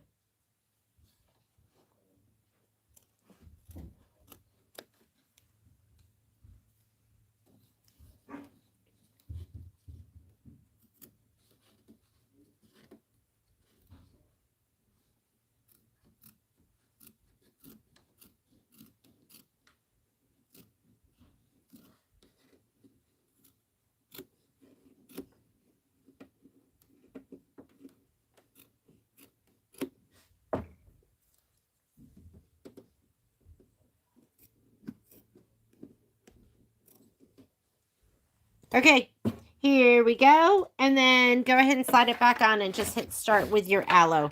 And it's going to, so looks like a satin stitch on the top.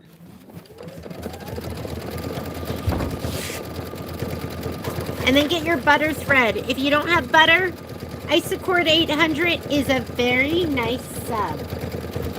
And that's going to be for the flower on the top.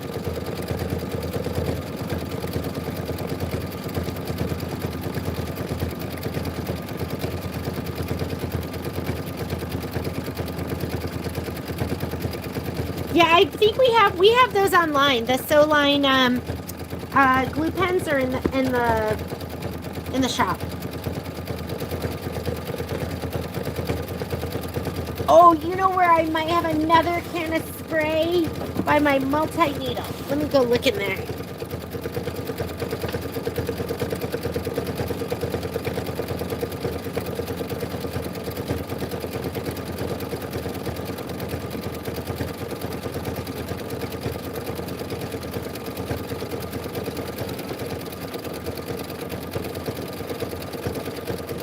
Got it!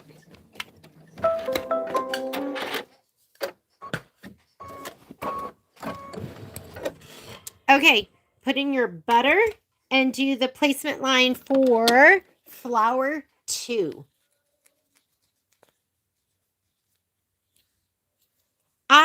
You know what? I'm going to get a little dog next time. Dana, if you've ever been into her shop when Benny's in the store, Benny is like your dream dog. Benny, you can take Benny and just put him on a chair and he will sit there like a statue. But then if you want to go exercise, Benny's up for that too. And he's sweet and he's gentle. I call him Buddha because that's the kind of energy he has. And now you're going to want to get your yellow micro velvet.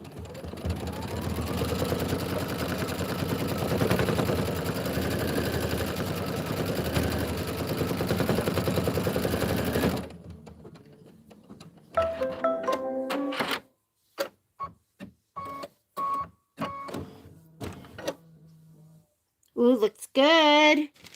I'm going to go ahead. Guess what? I did have spray in the back room. So I'm going to go ahead and just give this a little shot of spray right here. And then I'm going to lay it down.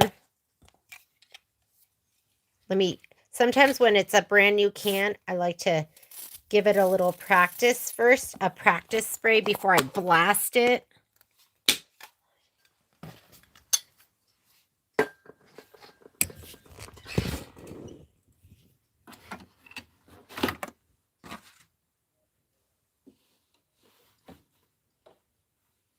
I'm pretty sure this is going to be cut like to the stitch. Trim the micro velvet close to the stitch line. There we go.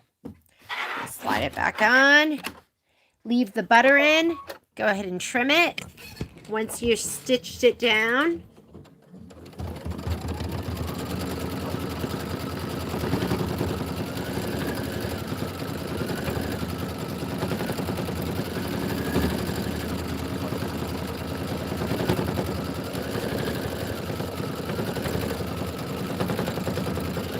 And then this is going to have a decorative stitch that goes around it, the Kimberbell decorative stitch. So you want to make sure you trim it nice and close.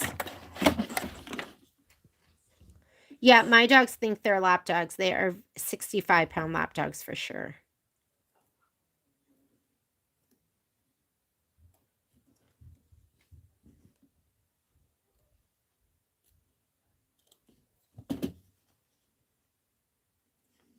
Close. You want to do it close.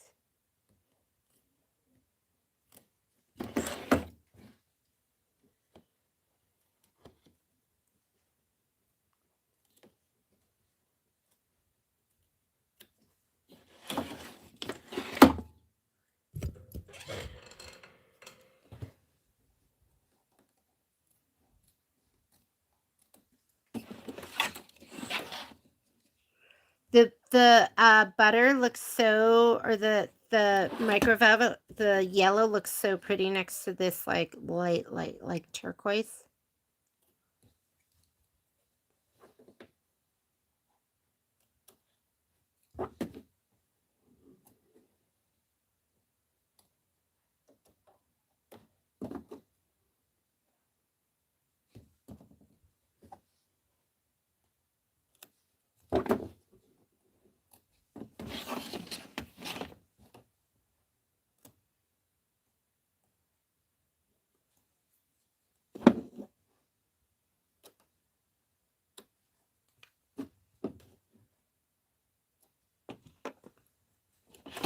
Cute.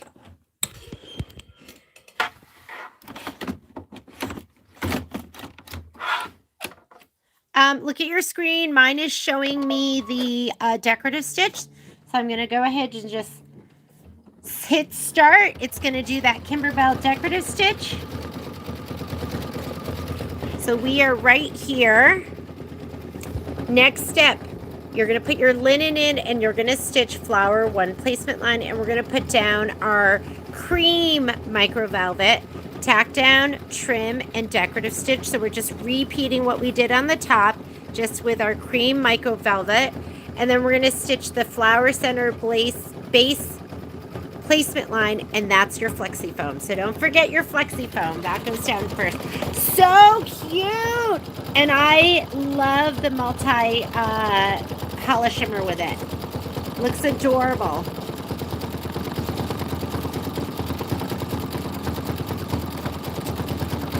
I feel like you don't need to stabilize these. If you were doing the micro velvet cotton, oh my God, you got to stabilize those because those shred and they are just high maintenance. But this stuff is great. I don't know, maybe I'll regret it, but I haven't stabilized these. Okay, go ahead and put your linen in.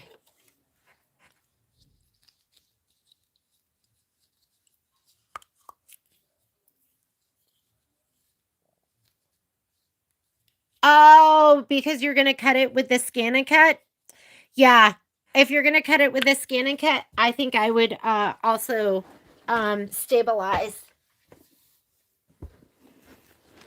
But I'm happy just trimming these down, laying them down and just trimming them down. But I agree with you.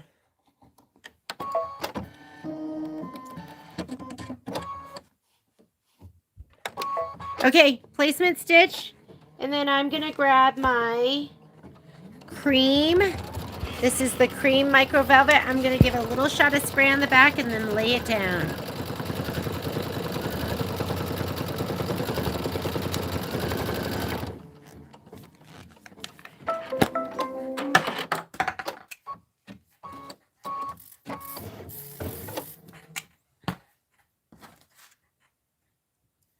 Feel it. Make sure you can pet it in the right direction.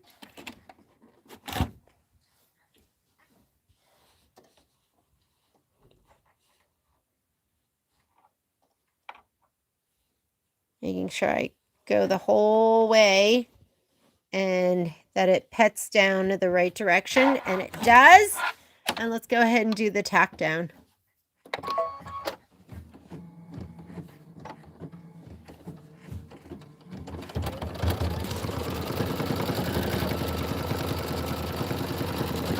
And if you are not spraying, make sure you tape or you do something. Because it moves a little bit.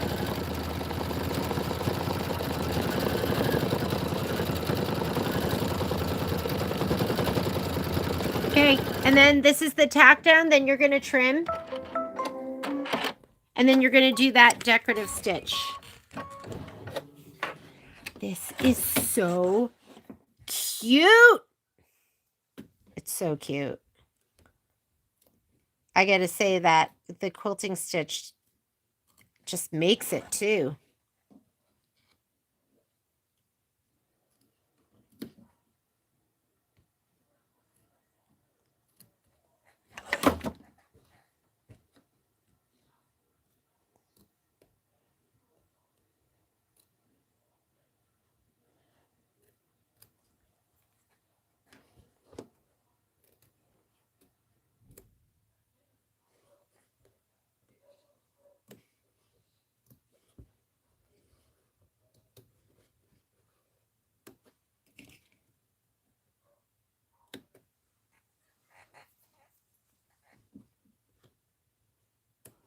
Sometimes you really, like right now, I wish these were double curved so I could get up and over this edge a little bit better.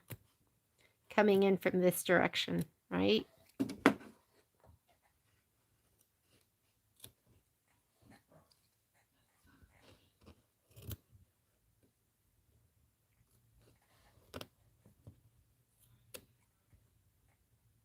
You want it nice and close.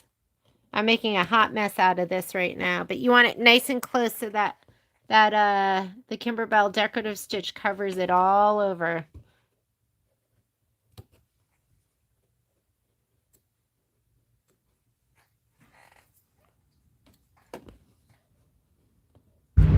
Woo! Oh my God, that scared me. Wow. Holy cow, I don't think I've ever been scared by lightning, but that scared the heck out of me.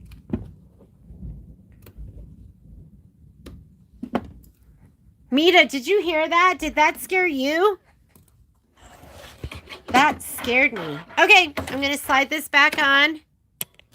Did you hear that? Could you guys hear that? Wow. I have never heard thunder like that. That sounded like a bomb. Okay, go ahead and do this stitching. And then you're going to get color D, and D is cappuccino. Cappuccino, and get your flexi foam.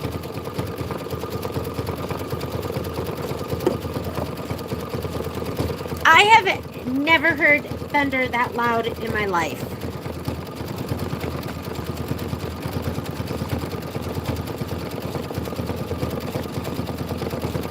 Oh, this looks so cute. And it feels good and it's adorable. Okay, after we do this, we're going to stitch out the bases for the flower and we're going to put down the flexi foam. You'll trim it and then we'll put the fabric down over it. I'm going to skip the placement stitch for the fabric after because you know it's going to go right over the flexi foam.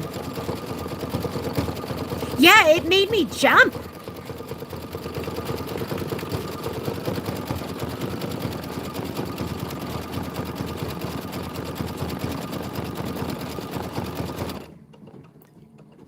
Look at my little dragon. Look at his, the thread is just like to die for. It looks yummy. Okay, so let's go ahead and put in your cappuccino.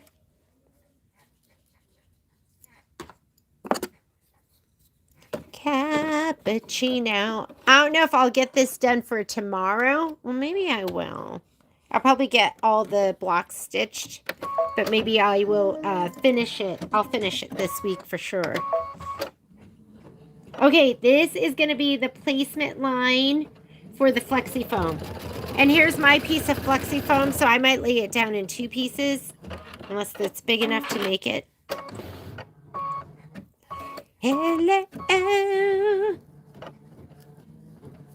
Hello. Oh, is that Becky? Hey, Miss Becky. Did you say you did this on Saturday? Did you love it? Was it this? I love this. I love just petting it. It all feels so good. Okay. Is my piece big enough? I think it is. I'm gonna put it here, and I'm gonna let it stitch down, and then I'm gonna cut and trim. Because that's the way I am. That's the way I am. I'll just do it right here. This is a good time to get your little tool. So if you are like me and you're near the edge, you can control it. You are in control. I'm going to hit the cut button, and then I will, well, it's going to cut. I'm going to hit the stop button. Let me trim it. I'm using my Martelli snips. I like these. What I like about them, like I said, is they're really strong. I don't know what it is about the Kimberbell snips. I feel like they're just smooth, like the way you squeeze them and everything. But maybe I'll start using these more. You know how you don't use them for a while and you're like, ah, do I like them? And then you use them, you're like, I love them. Because I like these. I do. Okay, now we're going to do these up here. I'm still rattled. Is that like weird to be rattled by that thunder?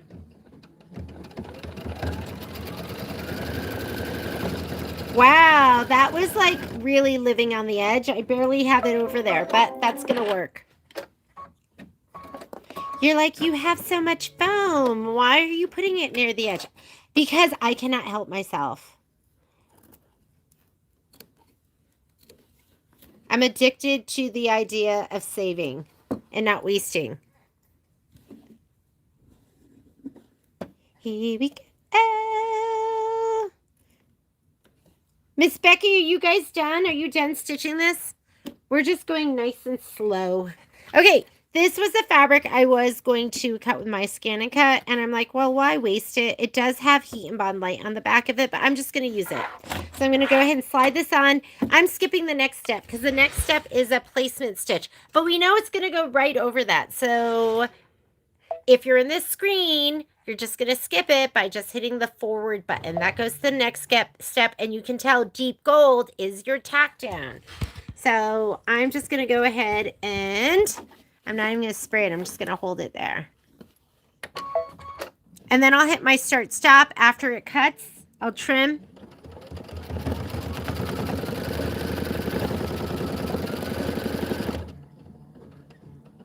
Do you like that? It's all beefy and chunky. I'm going to trim it first, and then I'll lay it down for the next piece. I love my start stop. For me, I go, yeah, I don't know. Would I put, I feel like Flexi Foam shows better if it's like a bigger area. This one's so small, but maybe it's me. Maybe it's me. I want it to be like all puffy and like thick. He's cute, I guess. There's a little bit of bounce there. All right, next section.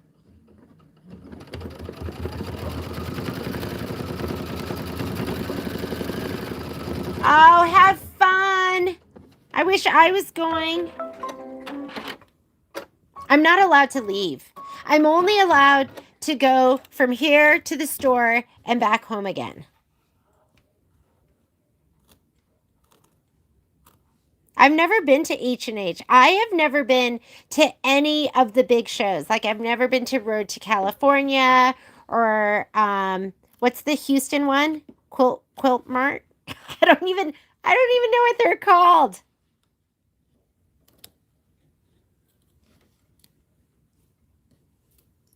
It's probably for the best because I don't know how to say no to all the shopping. That one is kind of cute. He's a little bit puffier. I like the bounce.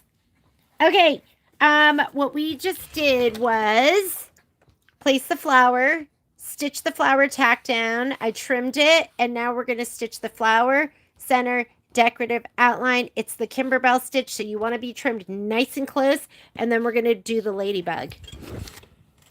I love this plug. Ooh, ooh. You guys get live singing.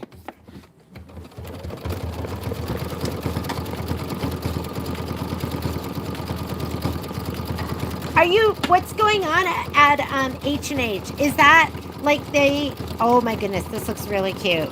That stitch is just really sweet. Is H&H where, is it like Quilt Market? Is it like Houston Quilt Market?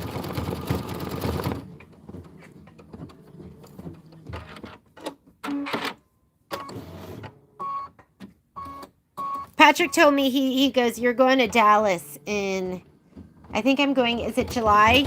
So I'll be in Dallas because Brother has a, kind of like their launch. They're back to business.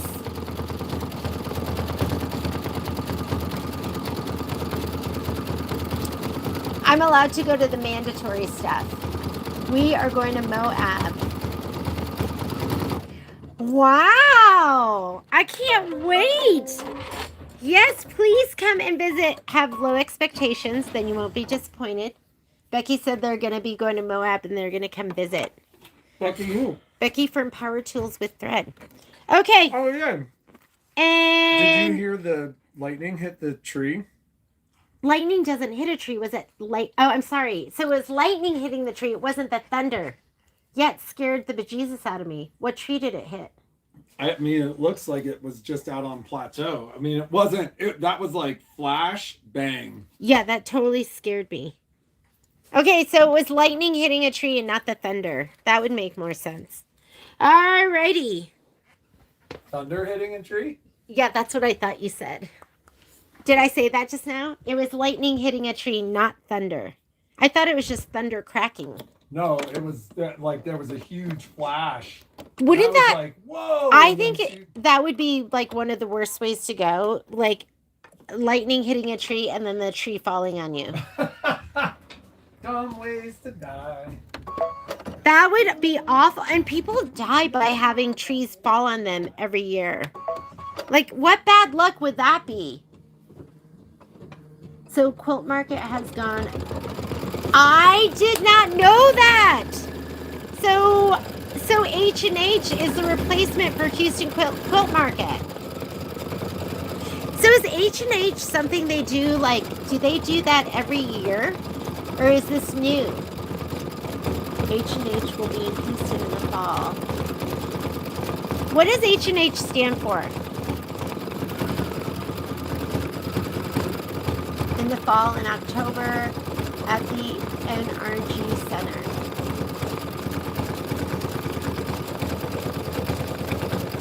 And then you're going to put your red in, get your monarch. We've got a gorgeous butterfly to stitch out. Mylar makes everything better.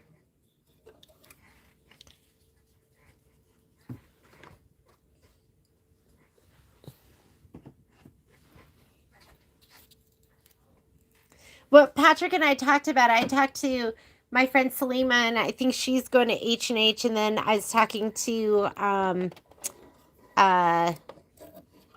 Keegan here in town, if you know Keegan from Going Batty. And I think he'll be at H&H, and I'm like, I should probably go to H&H. That's where you guys see all the best stuff, right?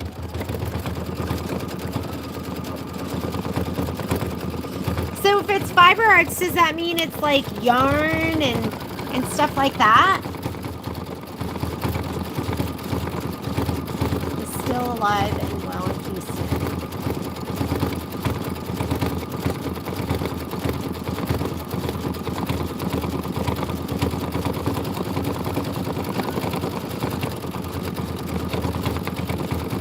Yeah, let us blast you.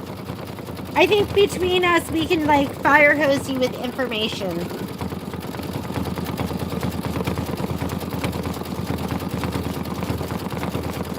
And then after you do the wings, you're going to put your hickory back in and you're going to stitch the ladybug spots.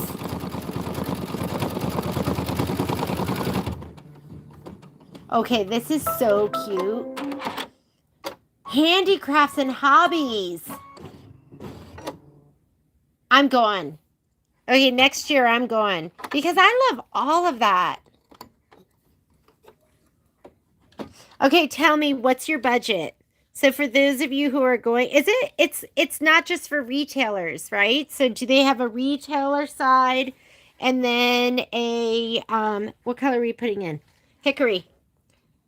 Is there a day for retailers and then a separate time for consumers? How does that work? And how much money do you guys go with? At our last quilt show, I don't even leave like our booth or our area. Last year I didn't even walk the show. I was just in the booth the whole time, and whatever I saw on my way to the bathroom and back. And so I will shop around me. And Midway Wools was next to us, and if you've ever been to their shop or seen them at a show, they're amazing. Their stuff is beautiful. I don't even do handwork, and that's where I spent all my money. I told them, I was like, I don't even know when I'm gonna do this, but I'm getting it because I needed a retail fix. All right, you guys ready for the butterfly? Retailer side is during the week and consumers are on the weekend. So there's like a brother thing that my rep had talked to us about. And then they were like, you don't have to be there. So then we ended up not going. And then, but I know a lot of people were going because they were going to go to H&H. I feel like it would be so dangerous shopping wise. And my problem is FOMO. I want to do it all. 630 vendors.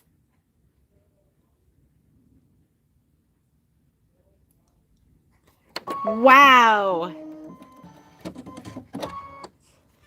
Okay, so I just put in my monarch. I'm going to do the butterfly placement line, and then you're going to place the butterfly mylar and tape it in place. So is the mylar just the regular mylar, or is there something special? Iridescent mylar. Just grab your mylar.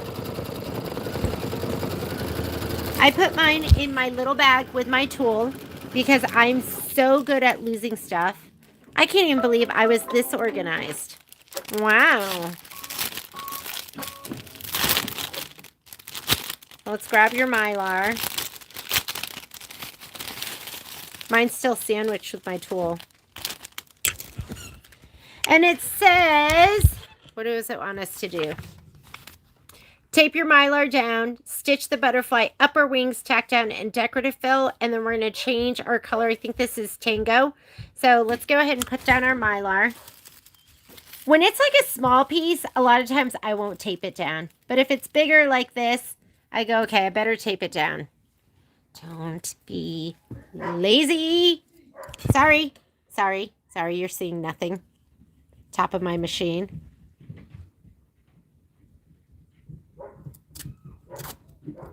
See, a budget, just go with what the flow. I like that, Renata. I have a habit of just blowing the budget.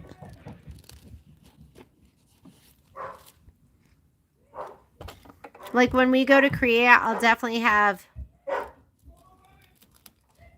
a little budget, and then I go, you know what? When am I going to come back here again? Okay, so you're going to stitch your monarch first. I'm just going to go ahead and hit start. It's going to do the top of the wing, and then we're going to do L. L stands for Tango. Sometimes if my mylar, like, I lose control and it folds over and it gets a pucker or something like that, I don't even care. It'll still look amazing.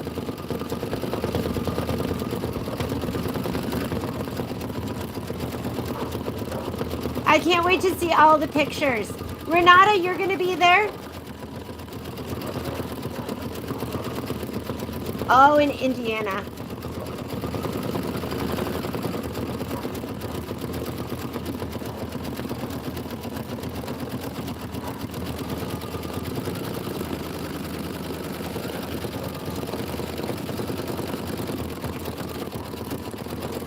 If the lightning had hit a tree and then the tree fell on the house and then the tree fell on me and then I was goner, you could be like, well, she died doing what she loved. Stitching Kimberbell.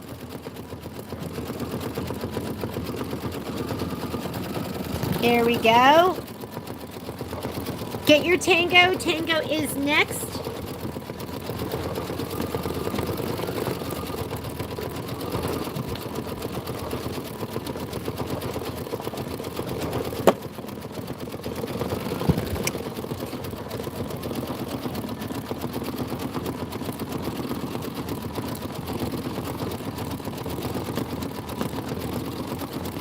I'm definitely going to catch those interviews. That'll be the next best thing, right? I can at least see what's going on.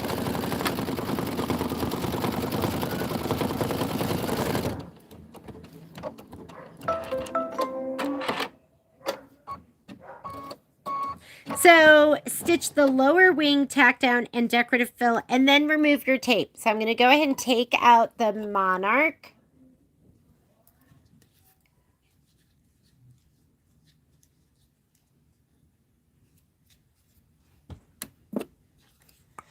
Marysville sounds familiar. I feel like Patrick goes and mountain bikes there. Is that possible? Is it near Downeyville? Becky, where else are you traveling on your road trip? Is this going to be like a little vacation? I love Moab. I haven't been there in years though. It's before kids. So maybe it's been like 22 years. I went with my brother and Patrick.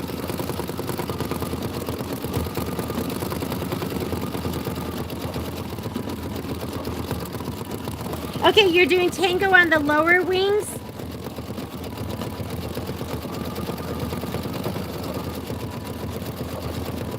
Stitch the lower wing tack down. And decorative fill, that's what we're doing right now. Then you're going to remove the tape and you're going to stitch the upper wing detail. So there's going to be a little bit of Tango in here with the red. And then you're going to stitch the lower wing detail. So there's going to be a little monarch down here on the bottom. And then we'll tear the mylar close to the stitch line. Okay, so we're going to just be switching back and forth. Tango and monarch and Tango.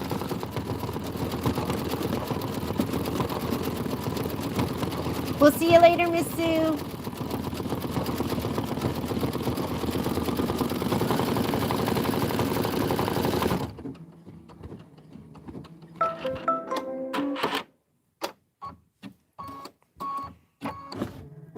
I think I would like that someday.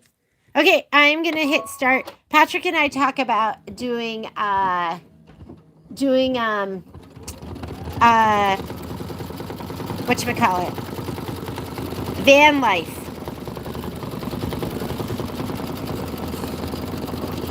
Renee, good to see you. Yeah, we decided, I mean, I've done all these live feeds and I always do them in the morning, and when we ended up doing it in the afternoon, I had more people on in the evening, and it just made me go, oh my God, my evening people have been so neglected. So now we're going to switch back and forth.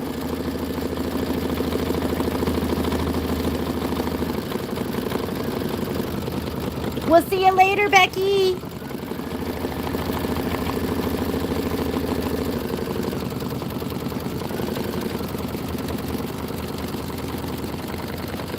Okay, after you do this, the upper wing and Tango, we're going to put monarch in again. And then we'll do the lower wing. Is this going to be so gorgeous?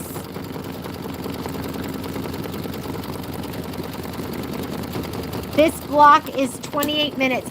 So for me to stitch out that country blooms, that took me 75 minutes. Sweet dreams, Becky.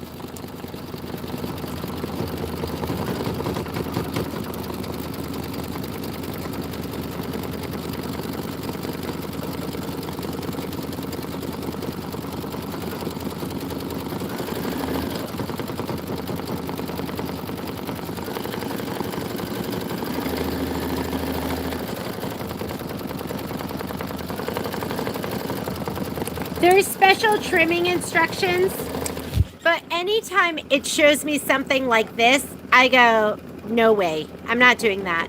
Because I have 4.5-inch rulers. I have a 4.5 by 18.5, and I'll just use that and just lay it down and trim on 3 sides and then do this final side. Okay, that was Tango.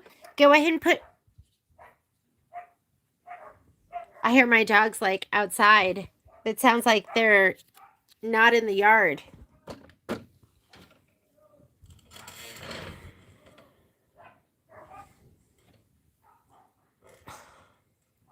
Menaces. All right, I'm putting my Monarch back in. Or the thread that I'm using is Monarch. And it wants you to stitch the lower detail, so now you're doing the red over the Tango. Does this look amazing?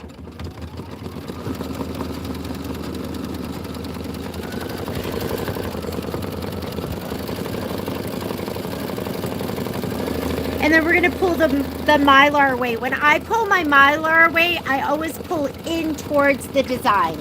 Just what I do. And if there's little pieces left over, just grab them with your tweezers.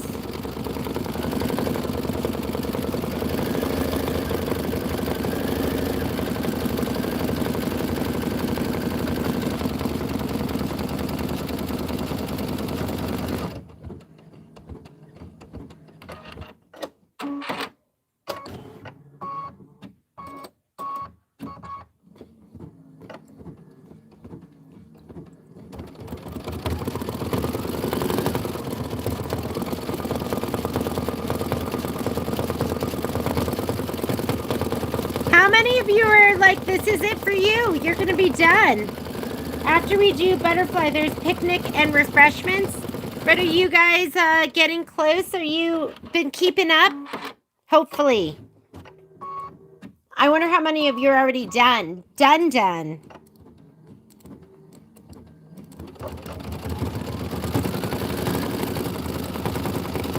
Don't forget, you're going to want to cut all those jump threads. It's going to just make everything just look, it's kind of like,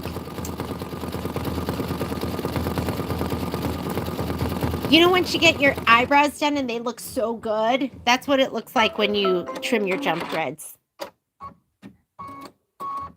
Okay, leave your Monarch in, but we're going to pull away the Mylar. And when I pull away my Mylar, I always like pull in towards the embroidery. And here's my tapey tape, which is so sticky, I'm going to hoard it and use it again.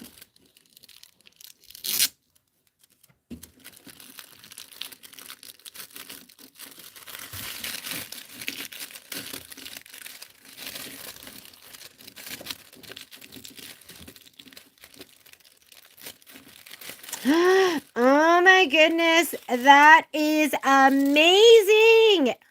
It looks so good. But why does my wing look like that? Do you guys see? Oh, you know what? It's fine. I thought it was supposed to go out to here, but that's just the quilting design. So it looks so gorge. I feel like, wow, I did that. Looks so good. So just go ahead and just hit start again. It's going to do an outline stitch, the upper outline, and then you're going to put Tango in. It's going to be doing the lower outline. And watch it shimmer and glimmer. This block has a lot going on. It's got like some dimension. It's got the puff.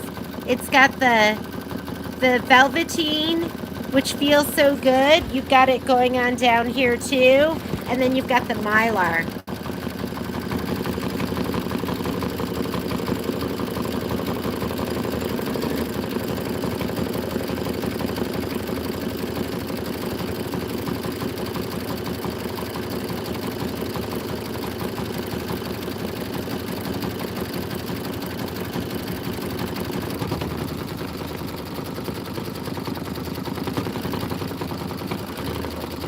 Maybe another show.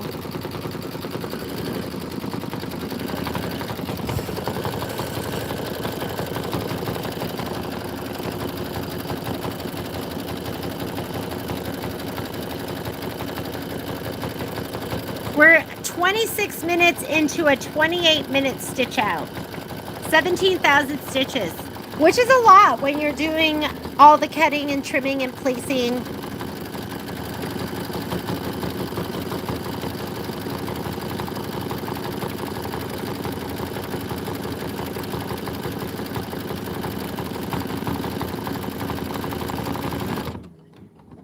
My God, looks so cute.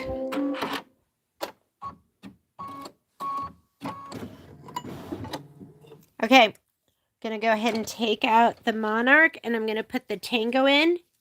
Last 2 stitch outs, you're gonna do tango around the bottom, and then you are going to do hickory for the body, and then we are finito.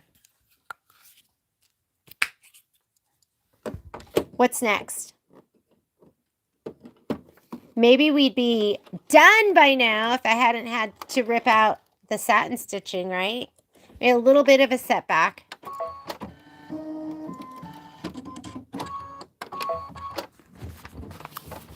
Okay, next block after this. Next block after this is going to be picnics. I'm going to save picnics for last, and the reason for that is because I got to get hooked up in my 9.5 by 14. Refreshments is going to be just in the 5 by or the 7 by 12. So 9.5 by 14. You've got other options. Just know that when you see 8 by 12, if you're doing the background quilting, that means you're going to be 8.5 by 10.5. So you just have to be in a hoop that's going to accommodate that. So for me, that's going to be 8.5 by 10. So the 9.5 by 14, or I could do the 10.5 by 10.5, or the 10.5 by 16. Yeah, that's gonna be it for me for the brother and baby lock machine. So this one, I think I was thinking about it earlier. I was like, I could do the 10.5 by 10.5, but I think I'll stick with this one.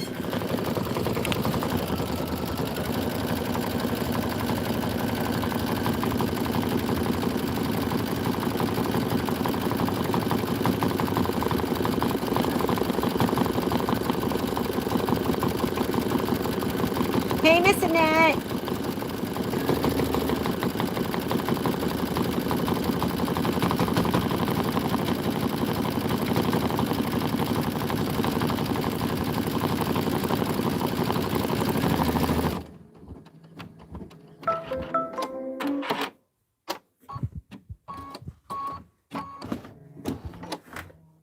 Okay. That's it, right? Just the body? Let's go ahead and put in your hickory. Am I grabbing the right color?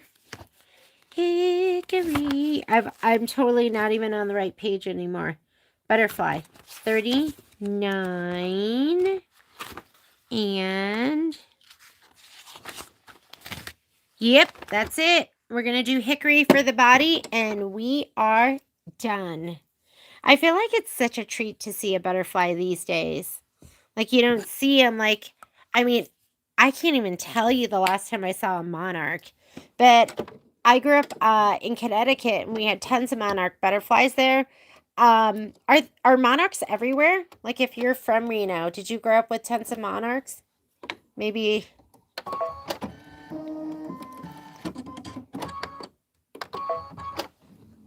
Maybe it's part of, I think that, because they go, don't they, they go to Mexico.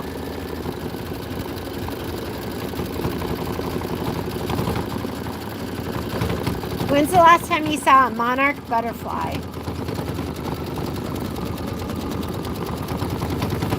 Hi, Miss Sylvia.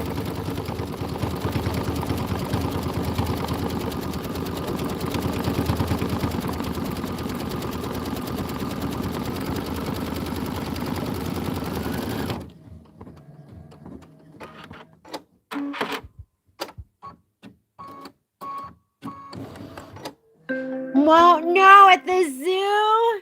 All right. Look at this one. There is so much to enjoy here. And I did use Hala Shimmer Multi, Light Multi. And I think it looks great. I think it's a little busy, but not too busy. And everything else looks absolutely amazing. Let's go ahead. I am going to hoop up for the beverage one. Let me go ahead and clean up this area. I made a big old mess, as usual. I'm going to do a little tidying up first.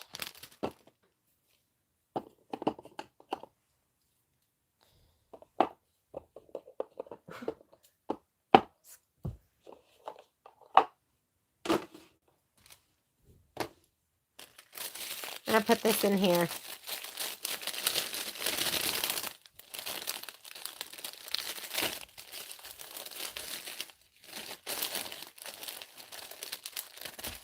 Is that it? Are we even going to use that anymore? Here are I put all my embellishments in here. I can't believe how many embellishments there are. It's like a nice chunky lot of it.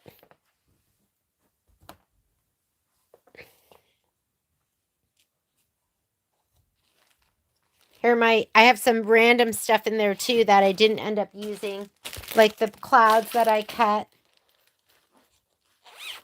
All right, hoopy hoop, here we go. And I'm going to take off my magnets.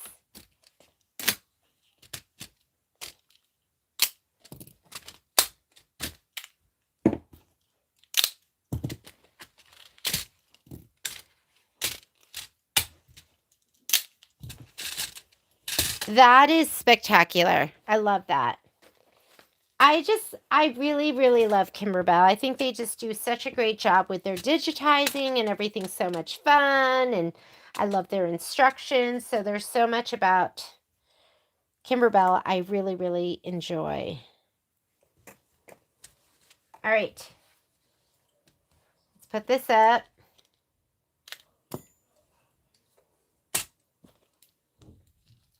And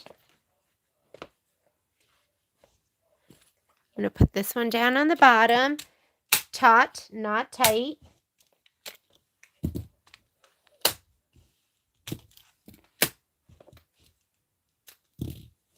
And I really love using the muslin because of how it presses out too. It's more pliable. This one, just to make sure it doesn't get turned under, I usually fold these down and clip.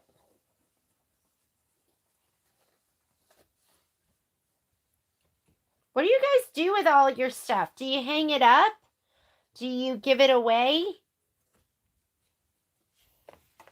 I hang mine at the store. And someday I'm going to decorate.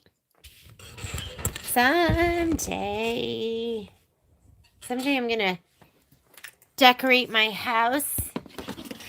I actually used to decorate for the holidays before I started working. Halloween was like the big one. Now, if my kids didn't decorate, nothing would go up. Patrick calls me Scrooge. Because when it comes time for Christmas, I'm like, I'm too tired. I'm not doing anything.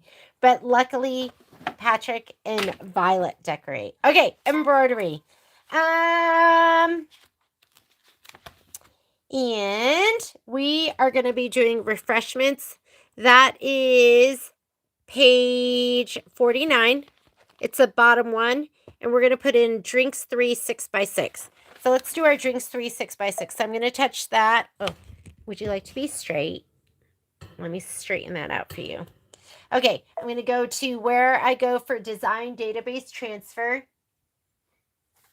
And 6x6. 6x6, it was Beverage, wasn't it? How quickly I forget. Refreshments, drink 3. That looks like it. Yeah, 6.5 by 6.5. It has drinks, so I think that's it. I'm going to go ahead and set it.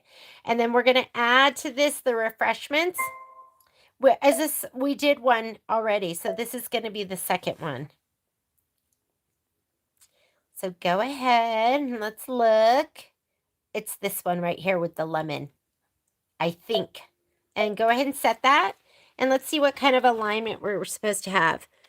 Centered! Okay, so you can just leave it just like that, but I am going to go. I'm always worried that I write it in there wrong, but you can always check back here. There's the one with the lemon and center the block with the quilting file. That's where I get the information from, and then I just put it all in one sheet. Okay, We're not going to move anything in this page because the easiest thing to do is just touch embroidery, and on your layout page, you can move it here. I'm going to go layout, my move arrows, and I'm going to bump them up. And it will combine the designs and move them as one. We've got a 16-minute stitch out, although you know it's going to take much longer than that because look, we have 26 color changes. So there's a lot to do here. So we're going to say okay. And what color do I have? I have hickory in there. I'm just going to leave it. Let's go ahead and do our placement line for our batting, and we're going to lay our background fabric down. And then your homework, if we get this done, your homework is going to be to complete the picnic blanket. And this is a good feeling, right? And empty one of these, and you pull this off, and now we're that much closer to being done.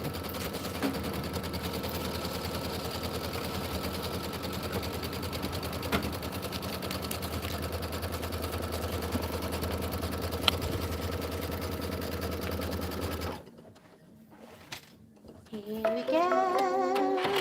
Where are you? Refreshments.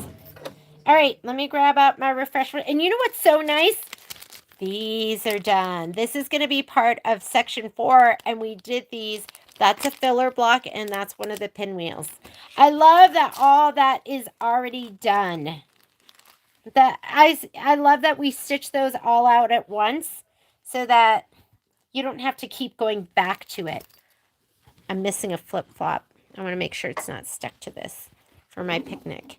Okay, here's all your goodies. I'm going to take these and I'm going to put these on the top of my machine so I know where they're at. And then this stuff. Oh, there's my flip-flop. Found him. He had fallen out. My fear is that they're going to stick to the back of something, and I'm just going to stitch it down. So I want this side that's lumpier and bumpier. That is the wrong side. And then here is my fabric. Stuff like that will shadow through. So make sure you always look at the back side, and that if there's like a thread there or something, you get it. Get it.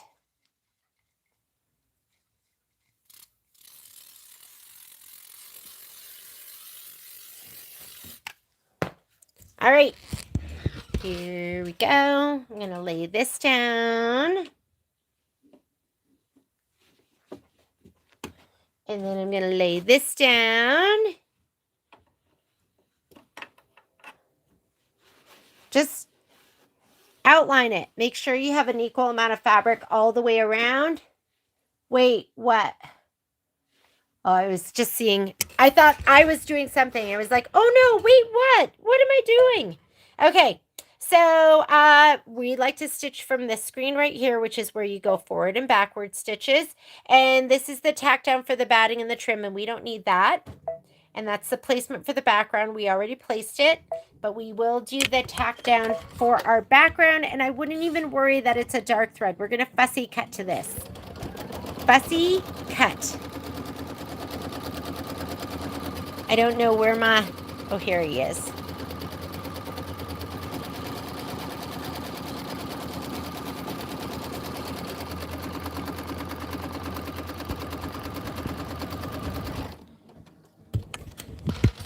Those of you who are just joining me, the beginning started a little rough, so just make sure, I'll put it in the description, but I did put down the wrong color at the wrong time. It was for demo sake, though. We were just showing you how to rip out a big, chunky satin stitch.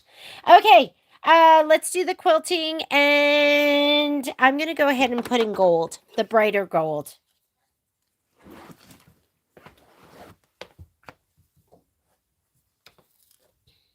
And I save these. These are the nets, and I save them. Do not stitch with them on because the thread will not come out right. You'll have all sorts of tension issues. I thought it was like a thread net, but it's like rougher than that. So take it off, but then you can put it back on for storage.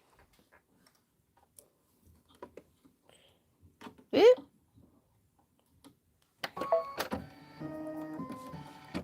Here we go. And stitch out your quilting stitch. Once you're done with that, we're going to do some placement and tack downs. I'm going to turn my iron on, and I'm going to get that. I keep forgetting. I'm gonna get that cricket iron that everyone talks about.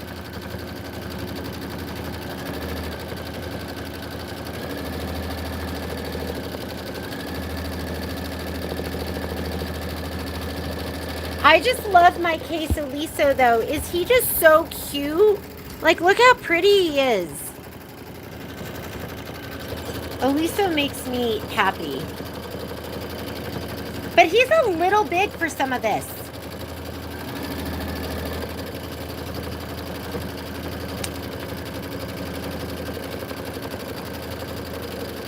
Okay, you want your tango thread next. Tango, and then what's B? Is B Mercury? You want tango and Mercury. Grab those two colors.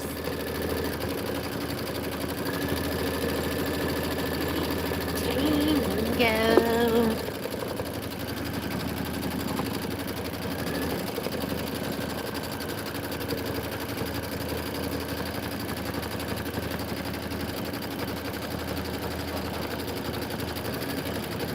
Oh, I know. The pretty pink one is just so pretty. And you know what? If you got it, good for you, because they discontinued them. I think they'll probably come out with something else, but the Tula Pink, they're not making, they might be making the little one, but the big one is finito.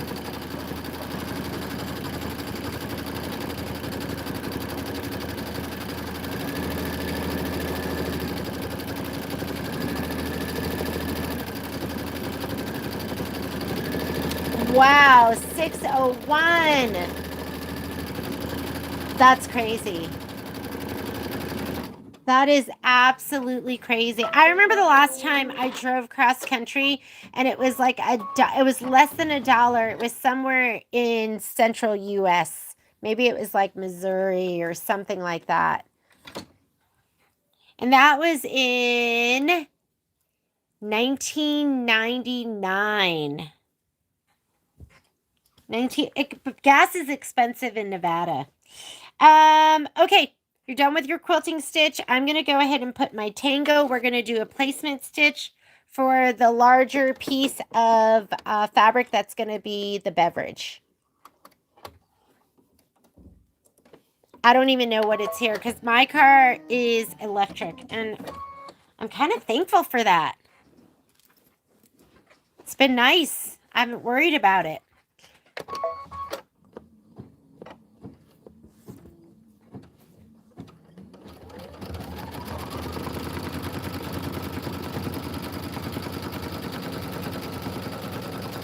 And this is the piece that you want right here.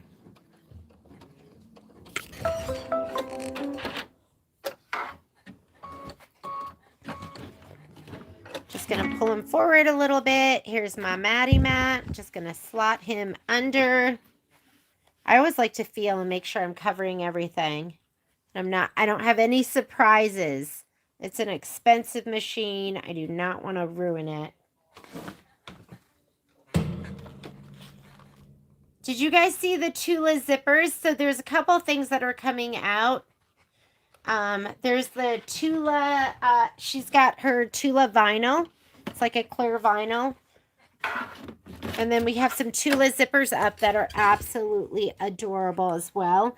Okay, next step. It's going to be the tack down and trim.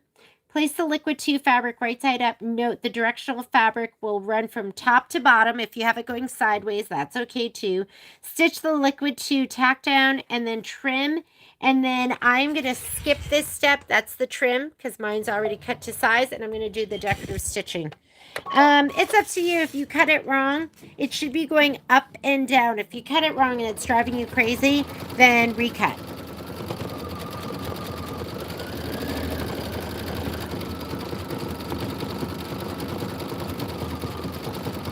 Wow, 350 sounds amazing.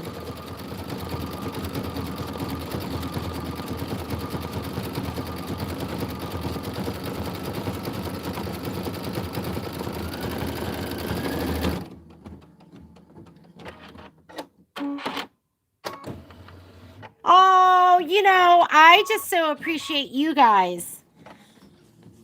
I remember when we started doing these. I remember when we first did our first live feeds and we'd have like 2 people on the live feed. But these sew-alongs, they say you'll work harder for somebody else than you will for yourself.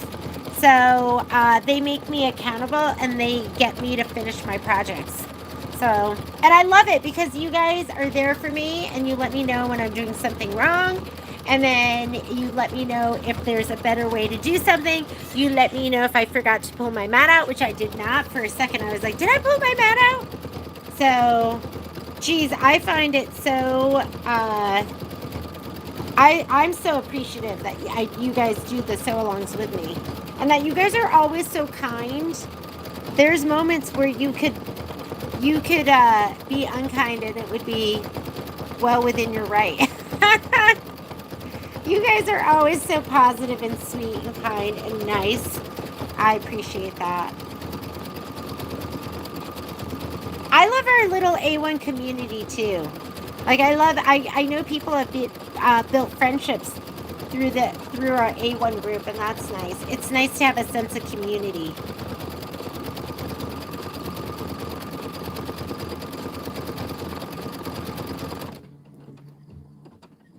Renata, I thought you said something about retiring. Are you almost done? I thought you were done. Okay, after you do this, you're going to put your mercury in and you're going to stitch the picture placement line. Oh, and you need clear vinyl. So we need vinyl. Get your clear vinyl. Uh-oh. Good luck with that one. Let me see if I can find mine.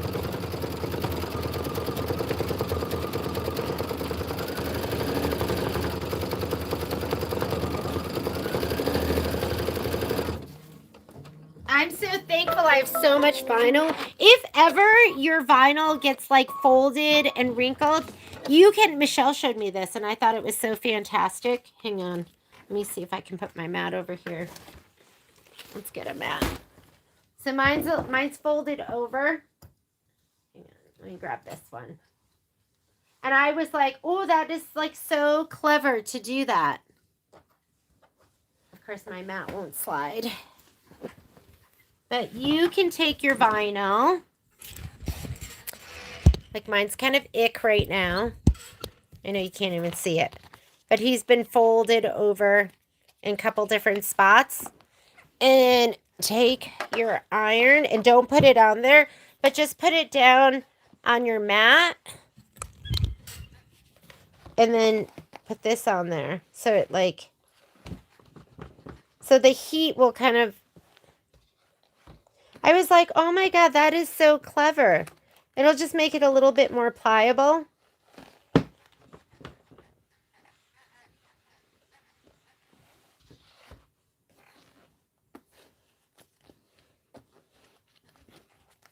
It'll soften it without damaging it.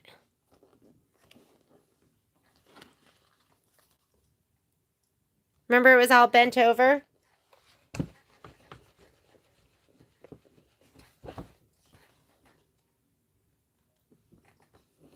I guess you could take a pressing cloth too and put it on it, but mine's all nice and flat and soft now. I'm going to go ahead and put this back over here. And, okay, what are we doing? Let's put in our mercury and stitch the picture placement line.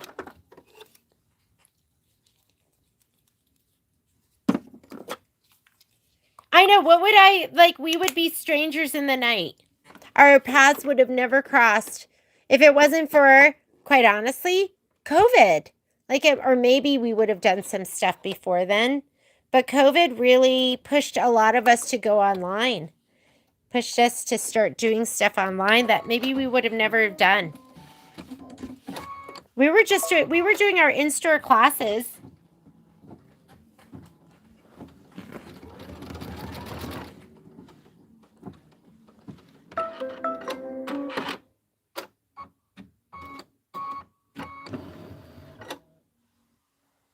All right, that was it. Wait a minute. Did I do the wrong thing? stitch the picture placement line. I see the placement line. What was the very top thing? Trim the fabric close, stitch, and that was that, right? Place the picture. Okay, so that just gave us the very top point. So I like to take my vinyl and I do this. I put it on my pants just in case there's something on it. And that gave you the very top point. You know where the bottom's going to be. So we're going to put this down. Hopefully mine is long enough. Yes, it is. I'm going to move it over like here. So I have this whole thing. Okay. And let me slide on.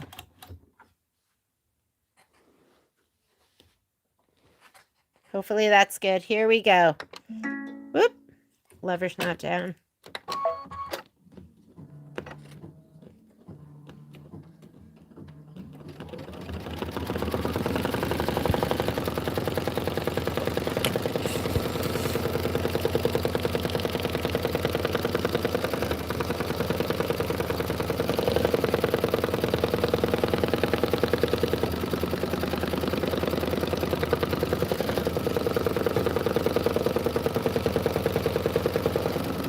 Oh, you know what I didn't do? Oopsies! Can't get it now. I should have kept my jump threads before we did this. I'm just going to leave them. My jump threads are in there. Sorry, guys.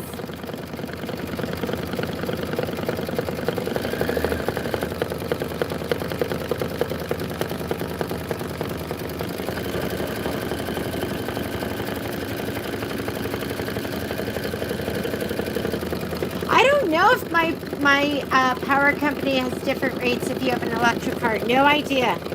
I don't pay attention to any of that. That's all a Patrick thing.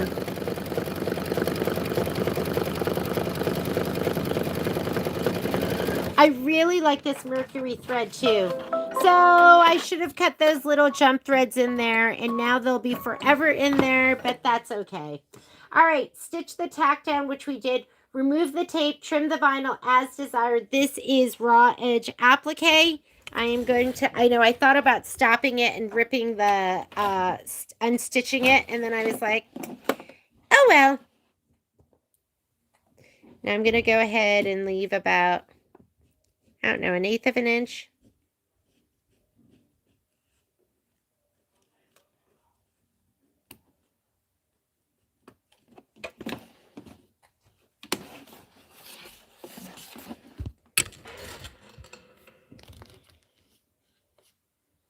And I think they put those instructions like all in bold. Don't miss this. Don't miss these instructions. These are important. And then I just blew right by them.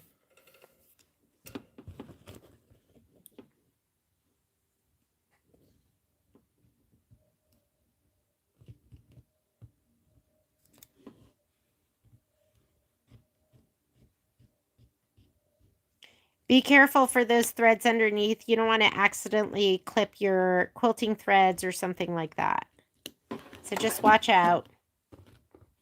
If you feel like your scissors catch something, just stop.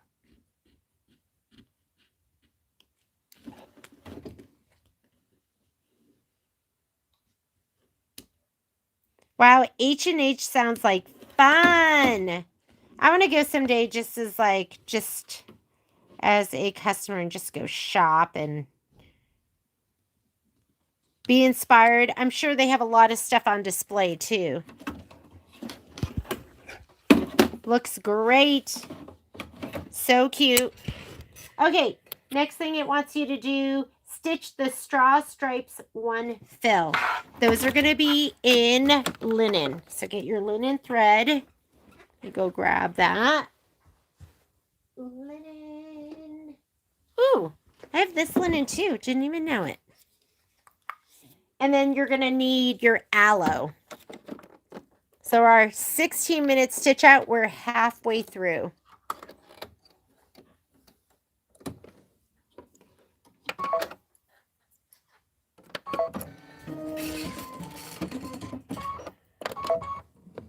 Look at your screen. Make sure you're seeing what you want to see.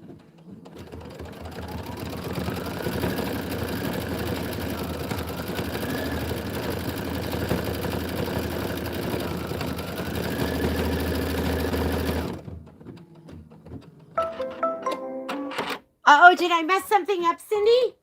What did I do?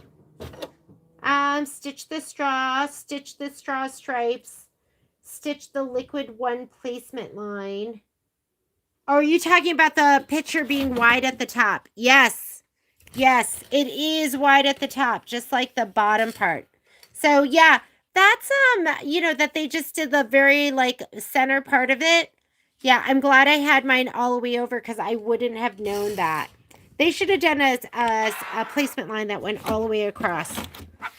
I totally get that. Okay, let's put the aloe in because especially somebody like me that is always trying to snug it over as far as I can, not to waste anything. It is very wide at the top. I think I got lucky that mine covered that whole thing. I thought it was going to be skinny at the top. Yes, it is wide at the top. Okay, you're doing the straw stripes too, Phil. And then get your buttercup thread. Because we're going to do the liquid one placement line is next. And buttercup is your lighter yellow.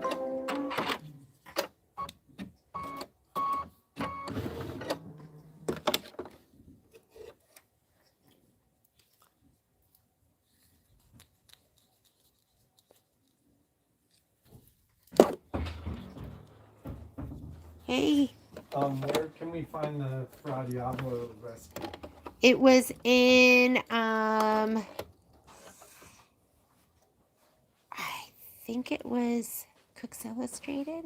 So we have 2 Cooks Illustrated, and we can't find them in the 2 that. Then it must be in the other thick cookbook. I don't know what. The like food and wine one. It's the big thick one.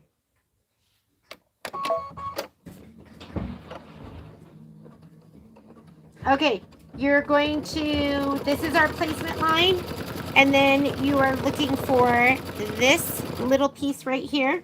Hi, handsome. Hello. Hello. Ooh, you're all wet.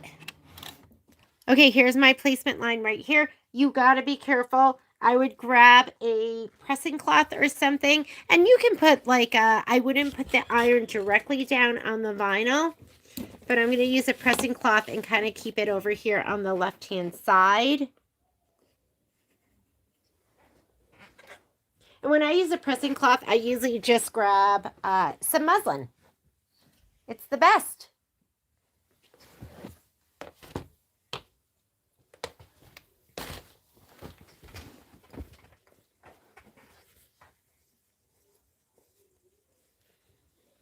I just doubled it over a little bit, and I'm going to just put it down right here.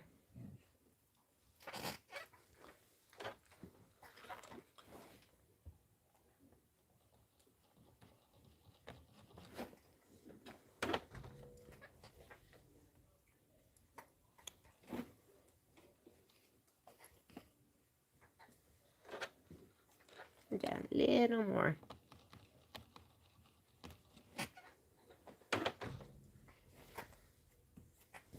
All right, Matt is out. I'm going to skip my tack down stitch, and then it wants to do the decorative stitch. Let me just make sure I have the right color in. Place liquid one fabric, stitch liquid one tack down, trim close, and then you're going to stitch the liquid decorative outline with the butter. Or I'm sorry, not butter, but buttercup. And then we're going to stitch the glass placement line with Mercury again. And look at the picture. That's a good thing to do. Look at the picture to see how big the placement line is. Because you see that it's just doing the little top. And then it wants you to put your vinyl down. And then it wants you to do this. But before we do any of that, we are going to trim our jump threads. So get your a pair of tweezers and either your side hoppers or your other scissors with a hook. I'll show you what I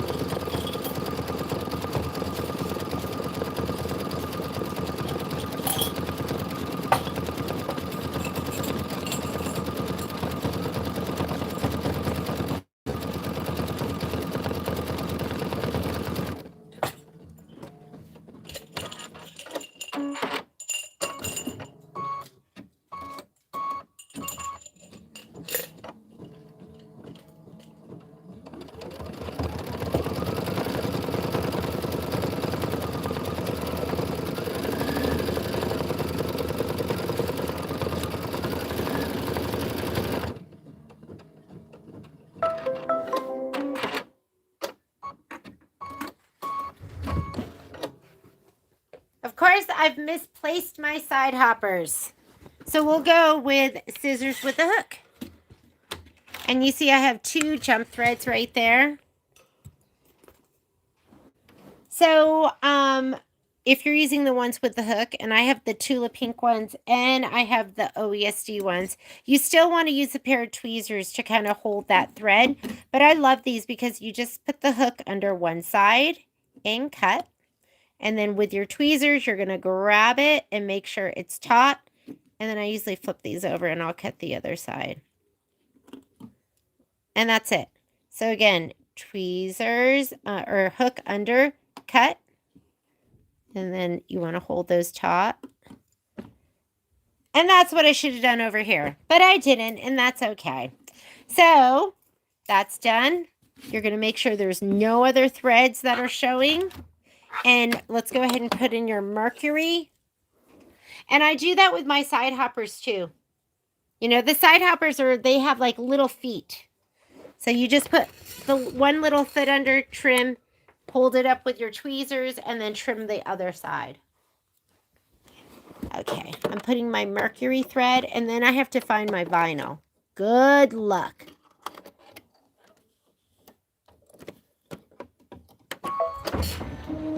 Did you find it? I did, but there are like several things we don't have. So I'm gonna go get them. Alrighty. Top, but just keep in mind it's going to be bigger at the top.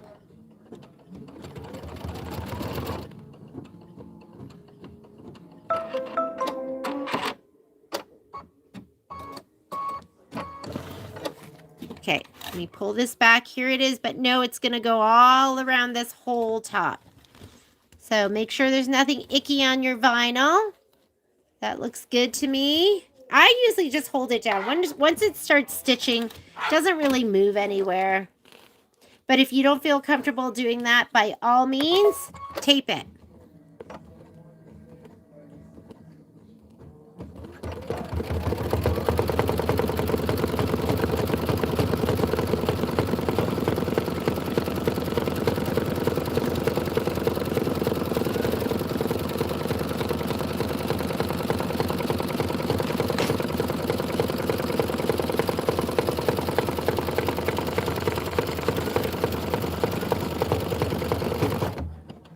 Then you're going to remove the tape, trim the vinyl as desired. This is raw edge, and then we're going to do the straw.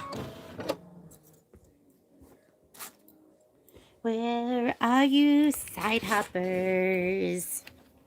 I'm glad that I didn't forget it here because that would have been really noticeable. This is kind of busy, so you don't see it as much. But still, it would have been nice if I had trimmed those too. Okay, here we go. I'm excited to see what got hit. Oh. I think it blew something up. I think that's what we heard. Did that scare you? It scared me. I saw the flash. Like I was like, "Whoa!" And then the shot. When you say it hit, what do you think it might have hit? I think it probably hit a tree like over by where the party house is. Patrick's gonna go see what got hit by the lightning. I hope it wasn't anything. Hope everything's okay. Is all I'm trying to say.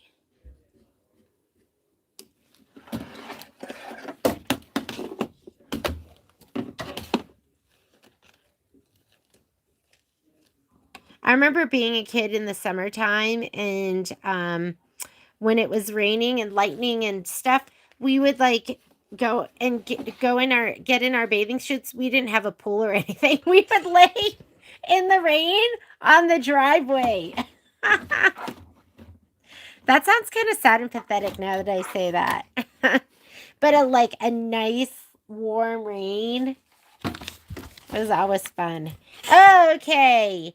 Now we're going to do the straw stripes. We're going to do white, and then we're going to do aloe, and then white, and then mercury.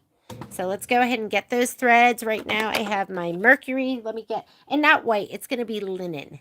Linen.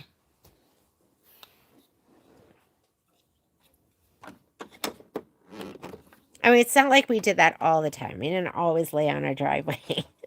I just remember doing that in the summer.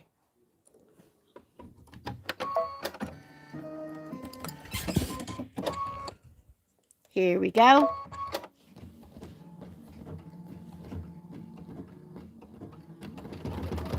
Yeah, do you remember doing that too? Like laying on the worn driveway with big, huge raindrops falling on you? Okay, it wasn't just me.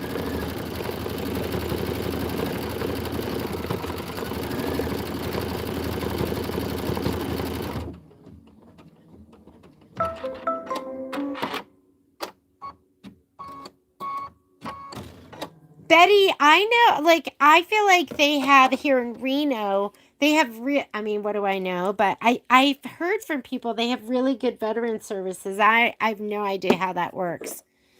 How it works, like, state to state.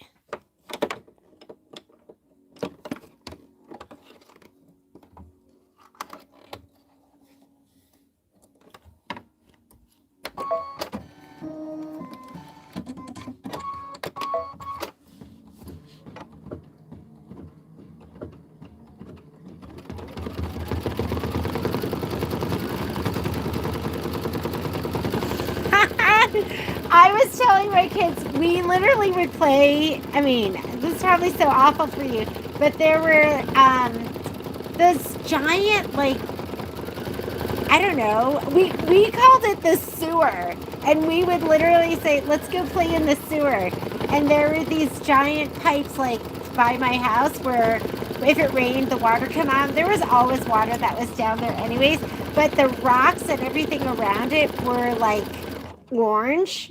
I don't know. We would catch frogs in there and snakes and all sorts of stuff. And we literally would call it the sewer. We'd roll up our pants and go in there and start catching frogs. Okay, now we're going to put the linen back in. And we would go into the pipe too. And the pipe would like come together and then go off in different directions. And we would walk like on the sides of it and it would get dark and scary in there.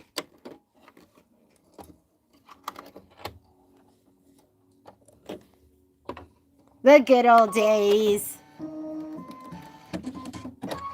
Okay, you're going to stitch the very top of it, stitch the straw detail on the top, and then we're going to put mercury back in and we're going to stitch the glass detail.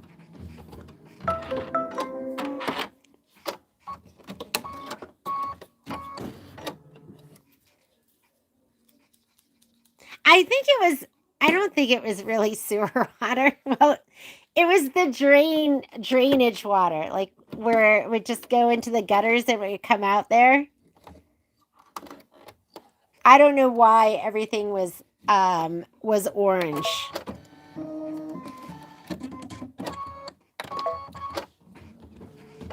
Okay, stitch the glass detail and then you want to get butter. Get your butter thread. That's going to be step 17. So what we're doing right now is we just did this part right here. And now we're going to do placement line for our orange slice. We're going to put down our orange fabric, tack down, trim, and then the decorative outline. If you've already pre-cut yours, then you're going to do placement, and then you're going to iron it down, and then we're going to do the decorative stitch. And we are almost done with this one. Butter!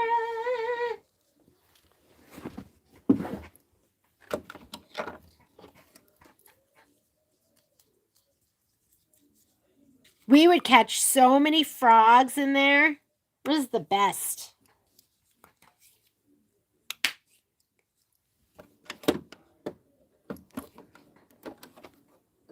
I wasn't crazy about the snakes. We only had like gardener snakes, but those I always thought were scary.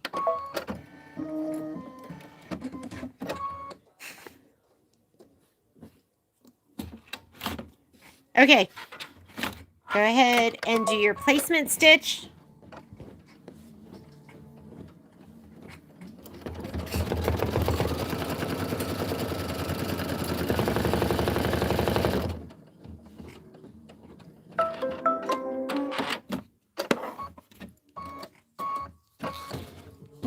Nobody else played in the sewer? That was just me?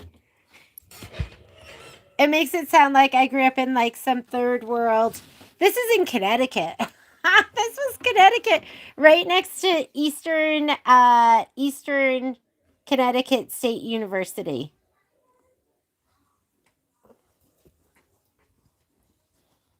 I'm just going to put this over here.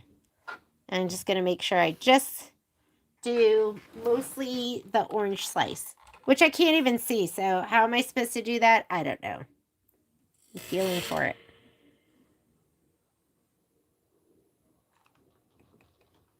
I felt like when I did the other one, I burnt my vinyl a little bit. When I did the other beverage, you guys saw that, right? So I'm just going to get it down a little bit right here. That's good enough. Mat out, please. Here's my mat to prove it to you so you guys know I got it. Okay, I'm going to skip the next step. And now we're going to do the decorative outline. See, Sylvia she played in the sewer too.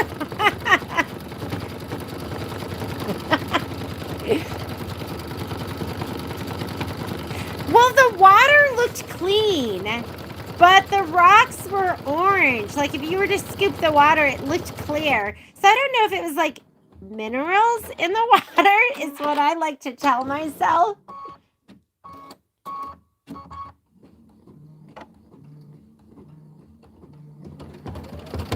I loved catching frogs. Well, you know what's fun here is we didn't have crawdads back where I grew up in Connecticut. At least I never knew how to catch them or saw them caught. But here with our kids, with like the ponds here, you can catch. We'd use like chicken bones and chicken skin, and we would catch crawdads here. That was fun. I think it was healthy minerals. But going into the pipes were so much fun, and they were so scary.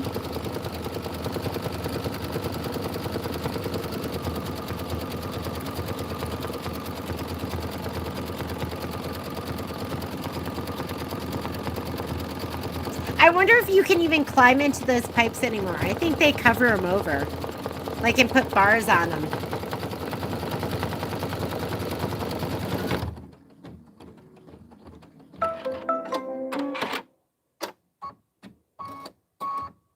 So we just called it the sewer. I think they were just drainage pipes. Oh man. But we'd call it that. We'd be like, let's go play in the sewer. But no sewage came out of there. There was no sewage. It was just drainage pipes. I should explain it like that. There is no sewage. Oh my God, that's cracking me up. Okay, there is no sewage.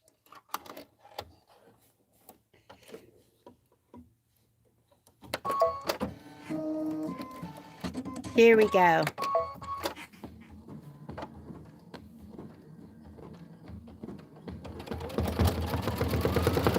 Oh, so you need to put in your buttercup.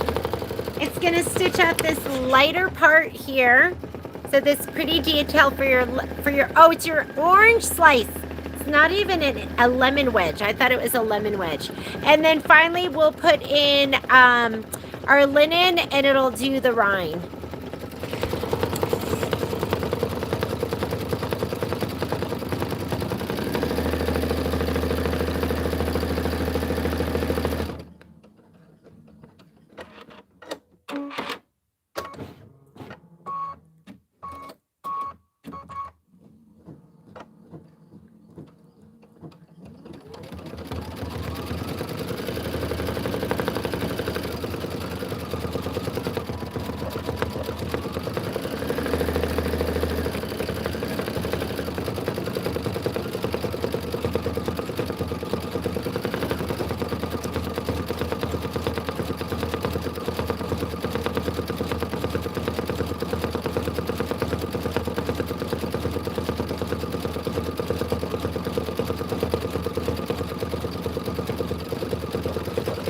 And after we finish, that'll be it for me. It's going to be 7:30, and And your homework is just going to be to do the picnic blanket block. And then sew it all together. This is section 4. You're going to sew together section 4. You're going to attach it to section 3 and then put on section 1. So this block we're not doing right now. So that's your homework. And then once you're done with that, you're going to go ahead and sew together section 4. Because we'll have done this block. This is what we're working on right now. And we did the strawberries, the watermelon, and we did the butterfly. This is going to be your homework. These two are already done. So we've already done those two. So it's just sew it together. Then you're going to add section 4 to section 3 and section 1. Once these are all together, you'll sew section 1 on. And then time to put on your borders. Just follow the directions. I will film that. I'll go ahead and press them out and film it and sew it all together as well. And then I'll add on my outer borders. You're going to be doing the left and right ones and then the top. And then you'll do the bigger ones left and right, and then you'll sew on the top. Is that how they always have you do it? Like that's how Kimberbell has you do them. Is that how all quilts? Do they always want you to put on the left and right borders and then the tops? Is that how it works? Oh yeah, we drank from the hose.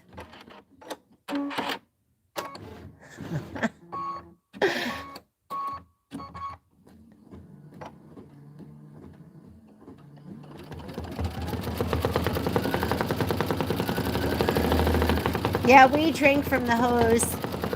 And we played in the sprinkler for sure. And we did have slip and slide.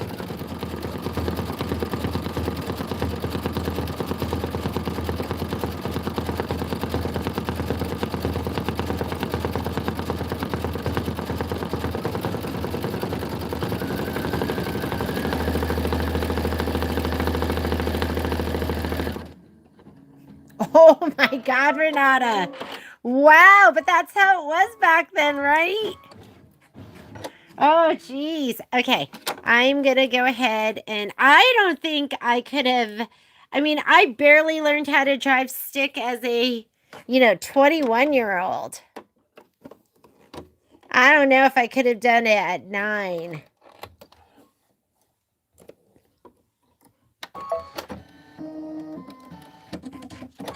I wouldn't be sad if my kids had grown up a generation earlier. There were some really good things about growing up when we grew up. And playing and, not being on your phone.